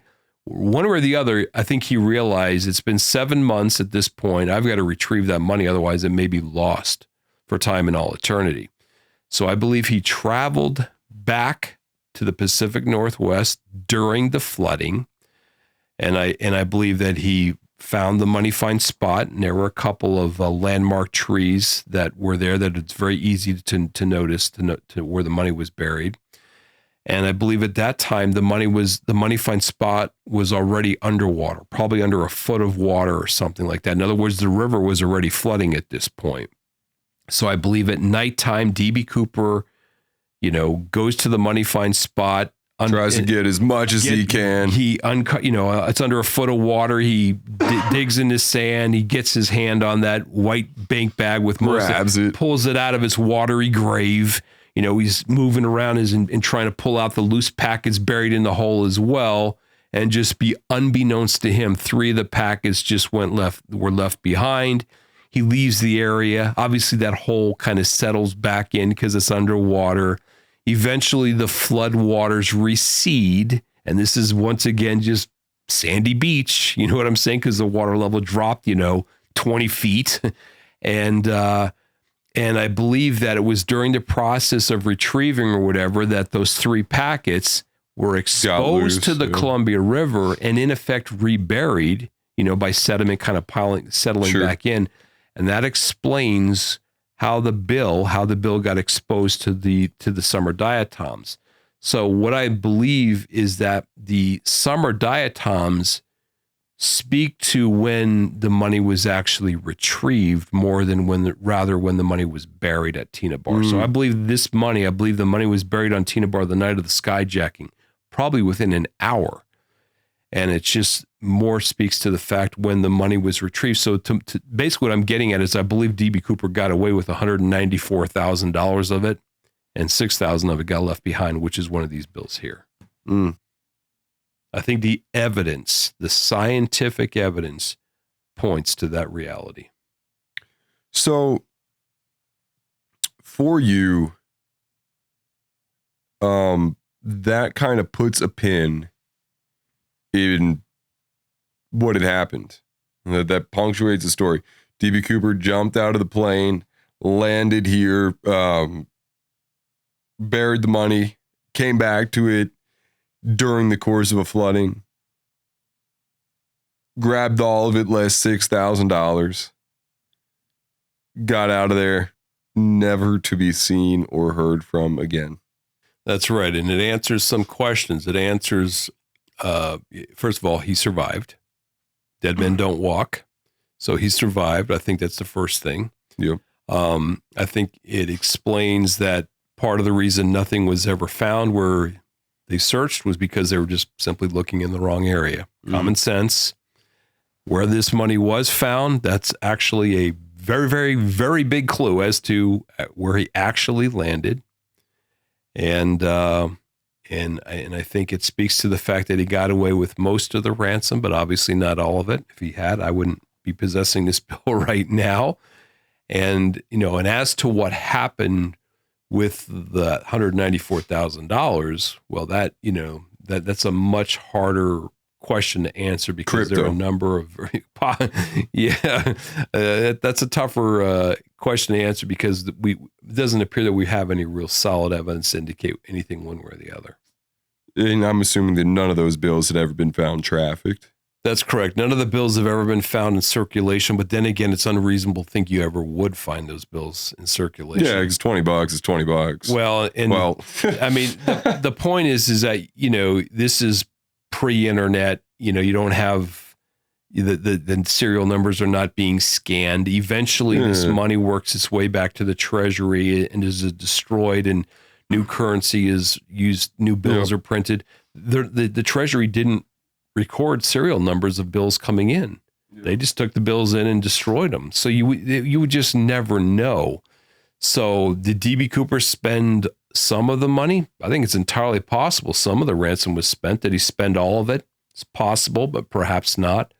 Is it possible he spent none of the $194,000 and it's sitting out there buried in, Grandpa's backyard or in the attic somewhere. That's also possible.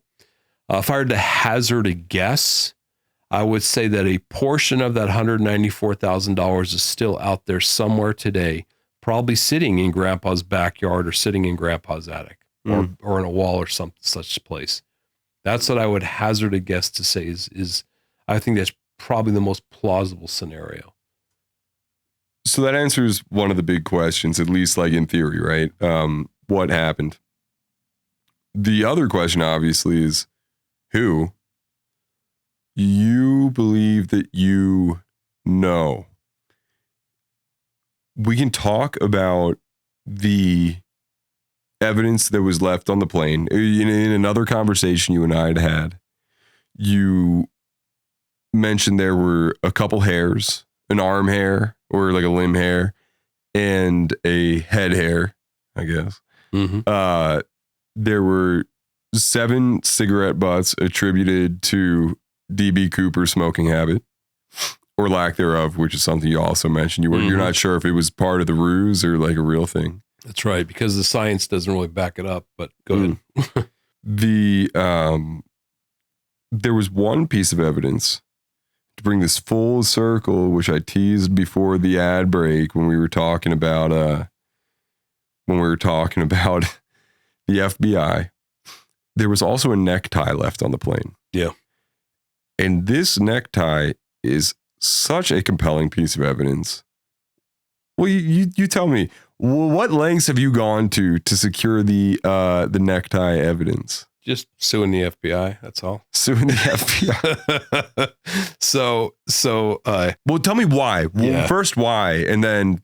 Well, let me tell you a little bit of the background of the necktie or the skinny black clip-on tie. So yes, one of the things that was found on the jet in Reno when the authorities took over, FBI, was a skinny black clip-on tie that was left on DB Cooper's chair. And the witnesses had seen him wearing the tie. And this is, this was a tie that was skinny, kind of out of date, and it was a clip-on tie. It wasn't a proper tie that you tie, Windsor knot or whatever yourself. It was just a clip-on tie. And it was a JCPenney Towncraft No. 3 tie. It was originally sold new for $1.49, so it was an inexpensive item. Additionally, affixed to the tie was a mother of pearl alligator tie clip. You've probably seen the tie clips that they have on the tie, so that was also included on the tie there. Now, the FBI did analyze the tie back in 1971, but it was 1971. So what the fuck are you going to do with that? Okay, it's a tie. Later years, this thing's been like, a treasure trove of evidence because you've got DNA testing, you've got scanning electron microscopes, and you got, a hell of a lot of creative people out there with creative thoughts and ideas and so forth. So, that going back to Tom Kay, the scientist guy, he got special access to the evidence on 2 separate occasions, once in 2009 and once in 2011. And during those 2 special events, he brought with him a couple of things. Were called carbon sticky stubs. And basically they're like little stubs that are sticky on the one side. They look like almost like a cuff link. They're and it was as if the cuff link was circular and like the size of like a nickel. And you basically put the sticky stub on the tie and you pull it away. And because it's sticky, it pulls off some of the debris from the tie. Mm-hmm. So he had a couple of dozen sticky stubs that he applied to various spots on that tie while it was in FBI custody. And he took all the sticky stubs and put them in their little trays. And he also vacuumed the tie with a small special vacuum and collected particles from the tie in some small little filters. Again, the filters were about the size of a nickel. In 2017, he submitted those sticky stubs to a very famous world-renowned lab called McCrone Labs, based in Chicago. These are the guys who analyzed the Shroud of Turin. These guys are the real deal.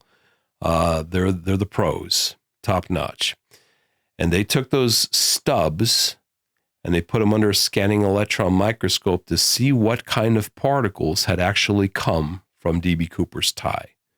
And it was discovered there were a whole array of particles that had come off of D.B. Cooper's tie that were actually quite exotic, especially for 1971. This included rare earth elements, commercially pure and alloyed titanium, high-grade stainless steel, aluminum, all kinds of specialty metals and that kind of thing. You're not something you're going to run into in your average household. You're not going to run into them in 2024 or 2025. You're certainly not going to run into them in 1971. Why that's important is because it's clear to many people, myself included, that that very special array of particles that came from D.B. Cooper's tie are consistent with the aerospace sector, like Boeing, for example, right, which was headquartered in Seattle, which is where the skyjacking took place, which is the type of plane that D.B. Cooper skyjacked, which is one of the areas that the FBI was looking because they kind of figured this guy knew a fair amount about aviation and the Boeing 727 specifically. So it's reasonable to deduce that he had some sort of work or what have you related to aviation. So that was a really, really big discovery related to this clip-on tie back in the like I said, 2017. That big discovery being those the tie particles and that kind of thing, and their relation to a specific industry. In a specific industry, which is consistent. Again, this was discovered decades later, and sure enough, it's consistent with Boeing and the aerospace sector and everything else. Well, what I did, this was in 2022, is I started looking at the Excel spreadsheets that Macron Labs had put together that actually laid out all of the particles that they had analyzed, which was 105,000 particles, because I'm apparently an idiot that has nothing better to do than just read 105,000 pages of data or lines of data related to tie particles. And I was looking for something specific, something one of a kind. I was hoping to find particles or something that were tantamount to commercial DNA, something that you could only find at one place. Just as human DNA points to a specific individual, my thought was maybe commercial DNA points to a specific company. And I actually found it in the form of 3 exceptionally rare particles of a titanium and antimony alloy. And I paired the titanium and antimony particles to a patent from a company in Western Pennsylvania that was called Remcrew Titanium, was later name changed to Crucible Steel. But very importantly, they were the major subcontractor for Boeing supplying their specialty metals that were used in not only their commercial aircraft like the 727, but also their military aircraft. So in my mind, that's just too big of a coincidence. I'm thinking D.B. Cooper had to come from this subcontractor, this Boeing subcontractor, and he had to be a metallurgist working around these specialty metals and so forth. Because there's no, in your mind, is there no way that those particles would have come to be attached to that tie just by virtue of being on the finished product that those particles presumably went into making, that being an airplane? I wouldn't say there's no way. That's the first thing. And the important thing is the telltale particles, the commercial DNA, were the titanium and antimony alloy particles. And now there have been additional titanium and antimony particles discovered. So thus far, there have been 6 titanium and antimony particles discovered. Now, why that's important is because that appears to point specifically and only to this company, Crucible Steel. Moreover, titanium and antimony was not commercially produced and not commercially disseminated. So it appears to be just an R&D type of metal worked on exclusively at this company that really just didn't go any further. So that's why it's a very compelling piece of evidence. Now, is it possible that D.B. Cooper worked at a partner company and he happened to be touring the lab and somehow came upon it? Sure, I suppose it's possible. We don't know.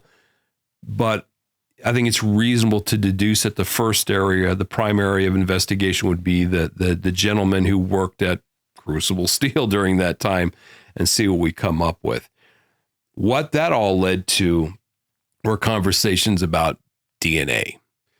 And this is where the lawsuit comes into play. Right, because I think one of the things that I don't mean to interrupt you, although I'm sure astute listeners will be like, Hayden, shut the hell up. You won't stop interrupting them. I just have so many questions, man. I'm sorry. No, it's a rich and deep subject. It's really fascinating. I think a lot of these stories what they get wrong is the idea that you got involved in this tie-related lawsuit because you were trying to identify those particles, and those particles were actually discovered. So you found that in a spreadsheet. That is not the reason that you're interested in checking out the tie. The reason that you're interested in checking out the tie is because of another clue that you think that tie holds. That's exactly correct. So, the tie itself, I determined, thank you. The tie itself, I determined, was manufactured in 1964, and it was sold at a JCPenney store only in the United States. JCPenney did not have stores outside of the United States in 1964, but I believe that the tie was sold at a JCPenney store approximately Christmas of 1964. So that's the first very, very big clue to keep in mind. Okay. Now, I had submitted a FOIA request to the FBI, basically trying to get some information related to the tie and some other particles and information. And it came back that they didn't know where the tie was. They don't know where the tie is. It's, they don't know where it is anymore because the evidence was apparently boxed up in Seattle and sent to Washington, D.C., and they were really kind of unclear. Was it at the Smithsonian? Was it FBI? I mean, where's the tie now? Well, I happened to get a tour of the FBI. They have a museum kind of associated with it in October of 2021. And it's not like a regular museum that anybody can go into. You have to sort of get special permission. Yeah. And my friend Larry Carr, the special agent, actually managed to get myself access to the tie along with my cousin. So it was on that tour where we got to kind of see some really cool evidence and stuff there that they have in custody related to all kinds of crimes or whatever, that I actually got to see D.B. Cooper's tie. So I actually saw D.B. Cooper's tie with my own eyes. I'm the last person that I'm aware of in sort of the Cooper vortex that's actually laid eyes on the tie and seen it. So at that point, I knew where the tie was. I'm like, okay, for some reason, you guys don't know where the tie is. I'm like, well, it's, found it. It's FBI headquarters in Washington, D.C. The last place you'd ever look. Yeah. So what I did is, one of the things that I did is I was trying to find a tie just like D.B. Cooper's tie on, eBay or what have you. And it is very hard to find anything like that because D.B. Cooper's tie was part of a very small lot that was, again, produced in 64. But I did find a tie that was exactly the same as D.B. Cooper's tie eventually. The only difference is my tie is brown. It's not black like D.B. Cooper's, but other than that, it's precisely the same tie. And just kind of a cool artifact to have. Well, one day I was reading a United States patent related to the tie because this is the stupid shit that I do is I read United States patents from, 60 years earlier. Love it, man. And due diligence, dude. That's exactly it. That's my biggest hang up with folks who are into like the more conspiratorial investigative hobbies, right? Like, yeah. And then that, to me, that's what like kind of separates you from like a hobbyist, right? Is that a hobbyist a lot of times will have like a theory and they just like cherry pick stuff and they're just attached to like the big flashy things and they like to read the articles and they like to watch like the videos. But the second that you're like, all right, man, let's read Yeah. 105 line items of weird elements, or let's like start getting into 105,000. Yeah, sorry, 105,000. Exactly. Yeah, exactly. Then all of a sudden they're not as interested. So that's right. And so I'm doing my due diligence, like you said, and I'm reading this patent about the tie, and the patent relates to specifically the clip-on mechanism the snap mechanism that's built into the clip-on tie. Mm-hmm. And I discovered something. I discovered that there's this little metal spindle that you kind of twist and it opens up, it kind of telescopes out and is built into the tie, and it enables the tie knot to be either more prominent or less prominent, depending upon what you prefer, like what kind of look you like. And I thought, wow, that's interesting. This little spindle opens up, twists, and it opens up like half an inch or something like that. And I immediately realized, boy, I immediately realized, I'm like, I didn't know my tie had a spindle. I didn't realize that there was a spindle built in and it opened up. And I started thinking, I don't think I've ever seen the FBI. I don't think I've ever seen pictures of the tie, of DB Cooper's tie in FBI custody with the spindle actually open either. So I looked at my tie and I looked at it and I see the spindle area. And I'm like, I start twisting and it was tough, but sure enough, it opens right up. And I'm like, oh, wow, it actually does. But the thing I realized is that when you're opening and your fingers naturally touch the part of the spindle that sort of telescopes. And I know this is a little bit technical, but just trust me on this.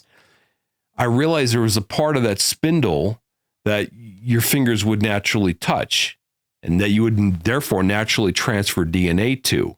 But then when you close that spindle shut, you're locking in your DNA that's on the little spindle shaft. The spindle shaft, it's like essentially encased in a little metal cylinder, well protected, not contaminated, untouched, all that good stuff.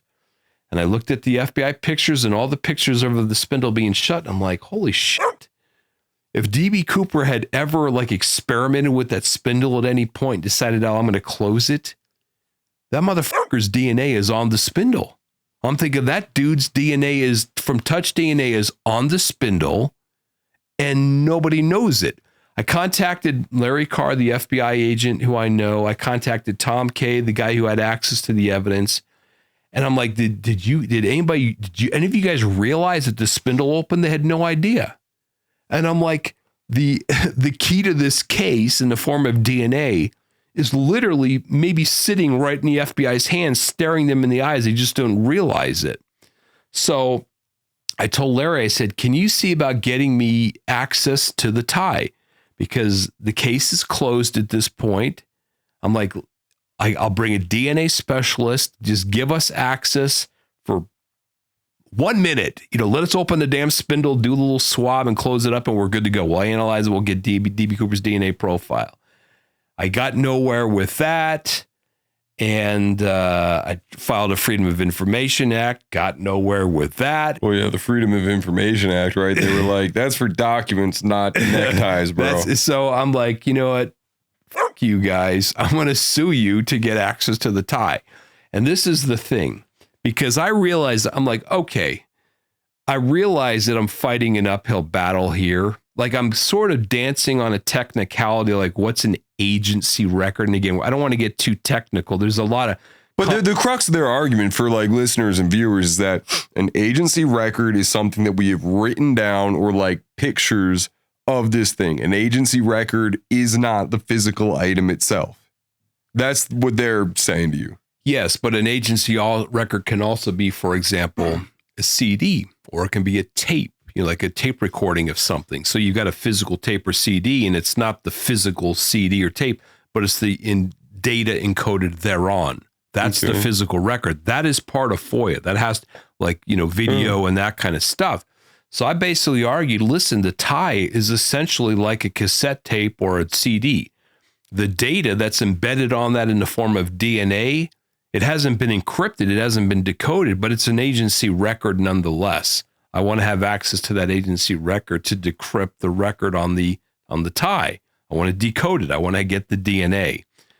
So I thought, I realize it's kind of a precarious argument. I realize that I'm dancing on technicality, but I'm not at the end of the day, man, I'm like, I know if I don't do anything that I'm like, I'll just never get access. Yeah, well, you know, if you don't, I have nothing to lose. I have nothing to lose, everything to gain. Look, man, I don't know what kind of lawyers you know, but I know a couple lawyers, and they don't go representing people against the federal government for free. I did it myself. Okay. I wrote because I'm like, why do I need to hire an attorney? Like, I know what I want to say and I know how to say it. I mean, I'm reasonably adept at writing and getting my point across. So I'm not entirely foreign to it. So I went ahead and I did talk with some attorney friends of mine and kind of picked their brains about some things. So I was well aware of what I was dealing with, but I filed a suit in federal court, Washington, D.C., basically asking for access to the tie, saying it's an agency record and everything else. And I realized there's two things going on here. There's the court of law, and I may well lose in the court of law, and then there's the court of public opinion. And I'm like, I am not going to lose in the court of public opinion. Yeah, at the very least, you know that this will bear fruit in the way that you'll drum up a little bit of support. Yeah. And maybe they go, all right, you know, forget it. Yeah, we'll do it. Let's. The next thing, I'm on News Nation. I'm on CNN with Jake Tapper. I'm on Fox News. I'm on. Jake Tapper was pretty funny at the end of that interview. Yeah. He was like, if the CIA director or the FBI director was watching, let him look at the tie. Why not?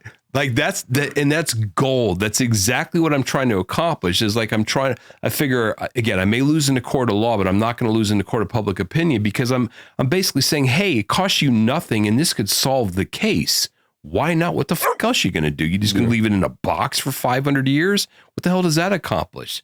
So spoiler alert, they still told you to kick rocks. Well, the judge, the honorable judge from federal court. No, and listen, this woman, Harvard Law School, like I think she. And, no, legit. You're not trying to disparage anybody. No, I'm like, I read her. It was December of 2023. She issued her ruling. It was against me. I read the ruling. I thought it was flawed. And that doesn't mean that I'm. Was it just predicated basically on the fact that it's a literal artifact and not like documentation of an artifact? Basically, she was equating that to for example, like the magic bullet that was part of the Kennedy assassination or President Kennedy's clothes related to the assassination. Or like that Jackie Onassis's dress they have locked in a vault until 20, that kind of 200. And I argued that it was different. It was very different for a number of reasons, not the least of which we're not dealing with an assassinated president. We're dealing with a criminal and so forth. So, but nonetheless, the judge didn't agree with me. So fair enough. I'm a good American. I'm like, okay, fine. I don't get my way all the time. So I honor the judge's ruling. But nonetheless, it did lead to the FBI deciding, you know what? Maybe we'll take one more peek. Maybe we should test that fucking spindle. Maybe Eric knows what he's talking about here.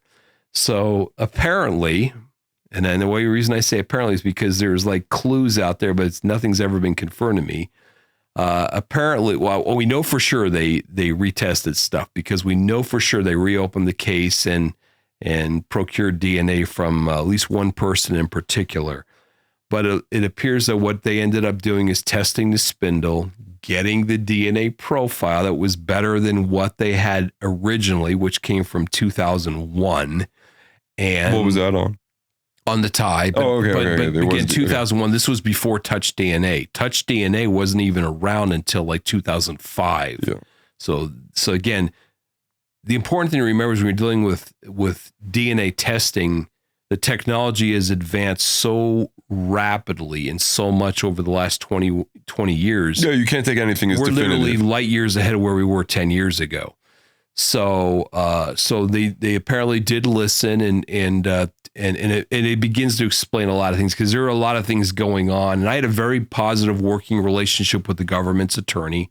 It's not adversarial like people think, like you want to like beat each other up. No, it's not like in like the movies where like the government is like, no, we're not going to look into this. And then the spunky home sleuth is like, well, here's the clue, mister. Like it's not like that kind of dynamic. It's more of a cooperative. I had what I would call a lovely relationship with the government's attorney. She asked me for a couple of, favors on some things related. So, I mean, I had a very positive relationship. Again, I view the FBI as the good guys, not the bad guys. I'm just trying to like get my way, I guess. So, oh, you're curious. You invested a bunch of time into it. So, at the end of the day, and I'm happy that the FBI apparently did look into it.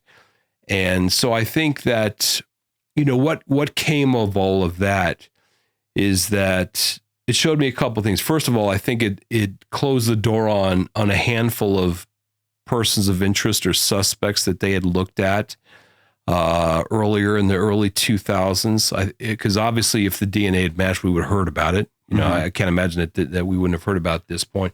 And the other thing, it taught me a big lesson about our government and our agents. Like the FBI particularly. They're bound by certain rules that I'm not bound by. I can go out there and talk about all kinds of things, persons of interest. I can talk about my investigation. I'm not bound by the same rules that they are because I'm just a private citizen. I'm not associated with it. Yeah, but they have a certain set of rules that they need to move through a certain set of people. And even if they wanted to, they might not necessarily be able to be like, correct. We can do all this stuff. And they certainly couldn't release all the information that they might have gleaned from doing the test that you suggested ought to happen. But I understand that they wouldn't and I tried to get that data. The from 2023, I tried to get it, but the problem is that it apparently was loaded on CODIS, and that there's a specific carve-out exemption for data on CODIS, specific in the law, so I don't have access to it. So my larger point is that I'm very pleased that the FBI did take a look at this and realize that what I was saying was credible and it made sense and it actually was worth their effort, even in a limited small window to take a look at it. And for a fact that they did take a look at it? It's the only thing that makes sense because we know for a fact that they reopened the case and they looked at other DNA from other people. Okay, so logic follows. Why it doesn't make sense why they would do that with nothing new to work with. It makes sense they had something new and the timing and everything lines up perfectly. So I think that's a reasonable thing to deduce. So you did not get to look at the DNA evidence you wanted to. That's correct, yeah. However, putting all this stuff together, most compellingly, the, alloys that you believe came from crucible steel. Mm-hmm. You believe that you know who it is anyway. It would have been nice to have the DNA evidence to confirm these things. But you believe that you know who it is regardless. Who, Eric Ulis, is DB Cooper? Well, I'm gonna kind of like take the edge off of that a little bit. I don't know with certainty who DB Cooper we'll put was. that in the show notes, man. I want to be very careful because it's like one of the like I said, it could be a toxic world, and I got to be intellectually honest. Looking at the scientific evidence, I have one very compelling person of interest, a gentleman who can explain the evidence, I believe, and check off the boxes. And I do have his DNA. He's a gentleman named Vince Peterson. Vince Peterson was a metallurgist who worked for this Remcrew titanium crucible steel in the titanium research lab. He can explain all of the particles on the tie. I've been to the house where he owned and lived. I know the former homeowner well. I've actually sat down with Vince Peterson's son and talked with his son face to face. I've talked with Vince Peterson's daughter. I've talked with his neighbors. I've talked with a number of people who knew Peterson. They were like, we had a really good Christmas right around 1971. So I know the guy. I mean, I've really done my due diligence with respect to Vince Peterson. And I can say that there is nothing that I've been able to come up with that affords me the opportunity to check him off as not being DB Cooper. He's a very, very compelling person in my mind. Moreover, he matches the physical description, meaning DB Cooper was a guy who was approximately 50 years of age at the time of the skyjacking. Vince Peterson was 52. He was a guy who was approximately 6'1". Vince Peterson was 6'1". I think there's enough of a resemblance to the sketches where you can't eliminate him. Because we haven't talked about that yet. This is maybe the most famous composite sketch. Yeah. Ever. Just like pop open your Carhartt there a little bit and show, because you're wearing the DB Cooper. Yeah, this is the various, I hope that's clear here, but let me see, I'm going to turn it like that. There we go, perfect, yeah. So this is the very famous Bing Crosby sketch, which was basically the initial DB Cooper sketch. And whose account is that based on? I would guess Tina's and the college kid. Yeah, the witnesses interviewed with a gentleman named Roy Rose, who was the FBI sketch artist, and he came up with the sketch. Does that composite sketch match Mr. Peterson? I think there's enough of a resemblance whereby you cannot eliminate Mr. Peterson based upon that alone. Again, the sketch is good only for elimination purposes, and the sketch is just a sketch. It's not a photograph. So I think there are certain people that you can look at the sketch, for example, Sammy Hagar or, Art Garfunkel or, somebody like that. And you're going to say, it just doesn't quite add up. That can't be. But then there are going to be other people that you look at and say, there's enough of a resemblance where, you have to keep this person in consideration. And I think that's the case with Mr. Peterson. I do have Mr. Peterson's DNA. I submitted an open letter to the FBI Director, Christopher Wray, asking for the assistance of the FBI. Specifically, I would like to have them take a look at Mr. Peterson's DNA. Okay, I'm going to ask you the obvious question now, right? How'd you get Peterson's DNA? From his daughter. I was communicating with his daughter, and she happened to have an envelope and a letter that Mr. Peterson had written to his wife and sent to his wife, mailed to his wife in 1961. Now, when the wife received the envelope with the letter in it, she just ripped down the side of the envelope and took the letter out. So the envelope is still sealed, where you would lick and seal it. Plus it still has the stamp on there as well. And again, this is 61, so there's no, pre-sticky kind of stamps or whatever. This is you had to lick it with your tongue, basically. So she has that, and she actually sent me the envelope. So I have the envelope still sealed with the stamp still on there. That can easily be analyzed and sequence Mr. Peterson's DNA and can be used for comparative purposes to see if there's any kind of relationship with the profile that the FBI has on CODIS that they believe came from DB Cooper. And that will settle the matter once and for all. If it doesn't match, then we know with certainty that Mr. Peterson was not DB Cooper. We move on. And obviously, if it is a match, then that speaks to some certainty as well. What I want to know, I guess, is you feel that with some level of certainty, not 100% certainty, but you kind of have good thoughts about this Peterson guy being DB Cooper or having been DB Cooper, because he's since passed. Let me put it this way. I feel very confident that DB Cooper came from Crucible Steel and that DB Cooper worked in the titanium research lab and that he was a guy that was about 50 years old during the time of the skyjacking. He was a guy who was about, 6'1". And there aren't that many men that check those boxes. In fact, we've looked at something around 100 men who worked at Crucible during that sort of critical period of time in a variety of capacities, and obviously wore ties to work. So he is the most compelling person as far as I'm concerned. So I'll kind of just leave it at that. I don't know whether he was DB Cooper or not. He checks a lot of the boxes. And at this point, the analogy that I've used before is I've run the ball up the field to the 5-yard line. At this point, I really need the assistance of DNA to kind of push it over the goal line, one way or the other. Either he 100% matches or he 100% doesn't match.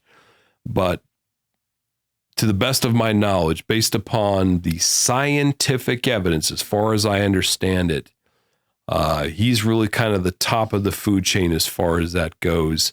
And, we'll just kind of let the evidence speak for itself. And this is kind of, I would assume that this is why you pointed out that tie was available 7 years before 1971. Because the obvious question there is like, well, didn't anybody say anything when like the dude who worked for Boeing or worked for an aerospace company that worked with Boeing didn't show up for work immediately after the DB Cooper thing? Well, it's important to remember this happened on Thanksgiving Eve. So that's the first thing. So, as long as... Yeah, people take vacation for Thanksgiving. They don't quit forever. Well, but I'm not saying that DB Cooper quit. I mean, DB Cooper could have easily been working there and showed back up at work on Monday. Oh. Or it could have been a situation where DB Cooper received a pink slip and he was unemployed at that point or laid off, because this is an important thing to consider as well. And this is one of the reasons that the Boeing angle has been so compelling. It was in May of 1971 where the Congress nixed the funding for the SST, supersonic transport, that Boeing was working on. So this is just months before the skyjacking took place. That started a series of events which in effect put Boeing and a number of ancillary subcontractors into a depression. Boeing fired or laid off or furloughed some 55,000 white-collar workers at their facilities in and around the Puget Sound, Seattle area in 1971, in the months leading up to it. And that had an enormous impact on the specialty metals industry as well in Western Pennsylvania. Same thing. I've seen media reports illustrating the fact that something to the tune of 45,000 workers were laid off in the specialty metals facilities around Western Pennsylvania, obviously because Boeing wasn't manufacturing as many airplanes, so you don't need as much metal.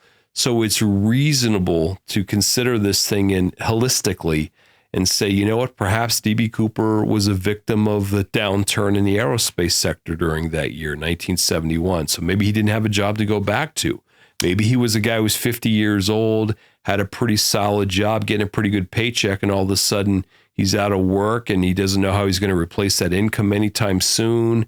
And he's concerned about his future. He's close to retirement and he decides, you know what, $200,000 will probably take care of the problem. Yep, that's pretty compelling. That's pretty watertight, man.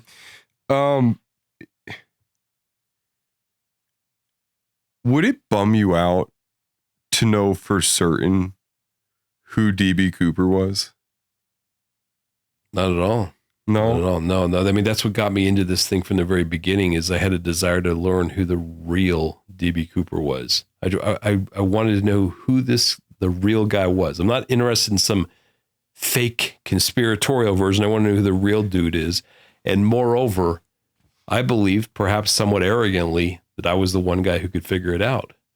And that's really what ultimately got me into this thing 16, 17, 18 years ago, even though I've been aware of the case for decades. I mean, I first heard of it probably in the late 1970s, close to 50 years ago.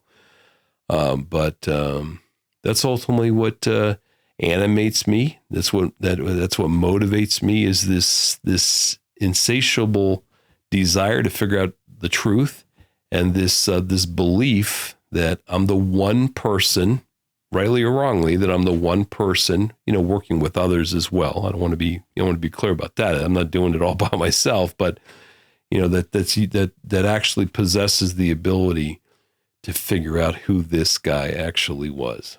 Yeah, so you'd be happy if that mystery was put on the shelf forever.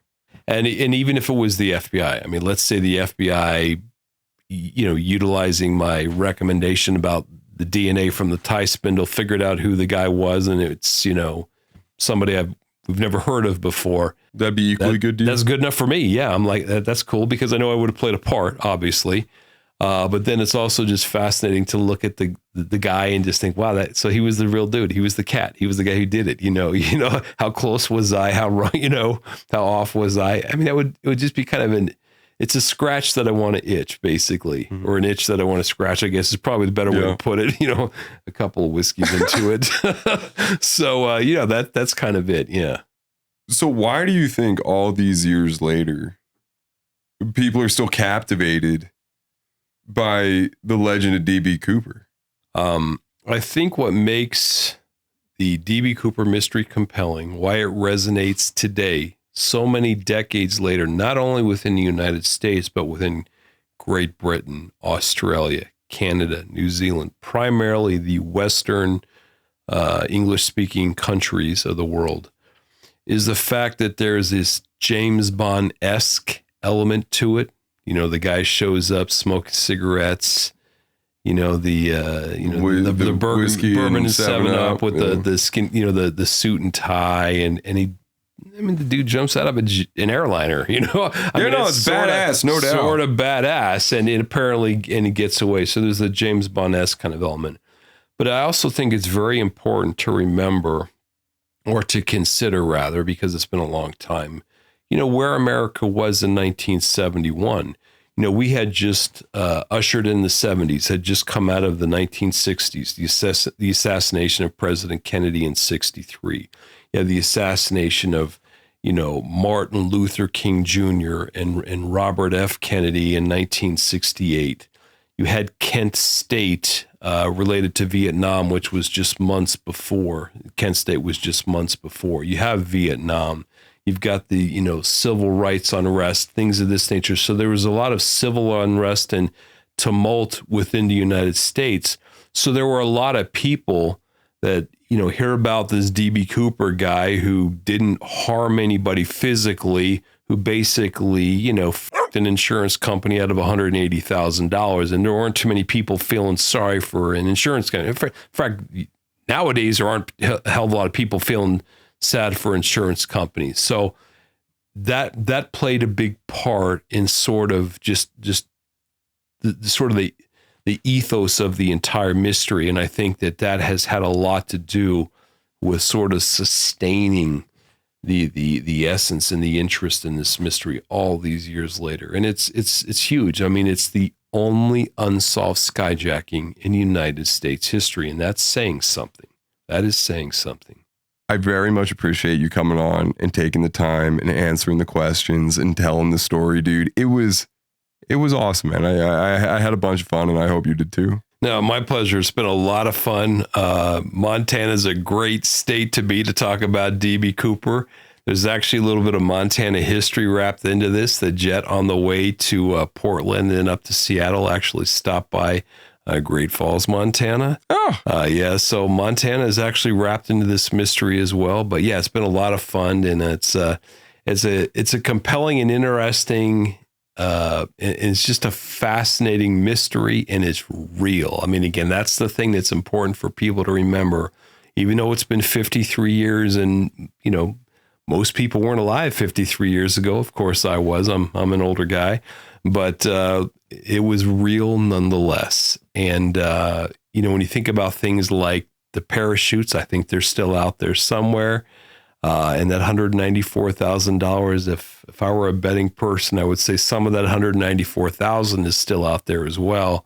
And just as that one D.B. Cooper bill that I showed you was worth probably about $10,000 that came from Tena Bar, trust me, if we could find a D.B. Cooper bill that wasn't, rotten from Tena Bar and was basically in complete shape, that thing would probably be worth $20,000 or $30,000. So, if you have any old 20s hanging around in your wall or whatever, check it out, man, because there's that information is out there on the internet, D.B. Cooper serial numbers. So, look into it, and maybe you'll have a little like mini lottery winning or something. Yeah, well, that'd be a major lottery winning.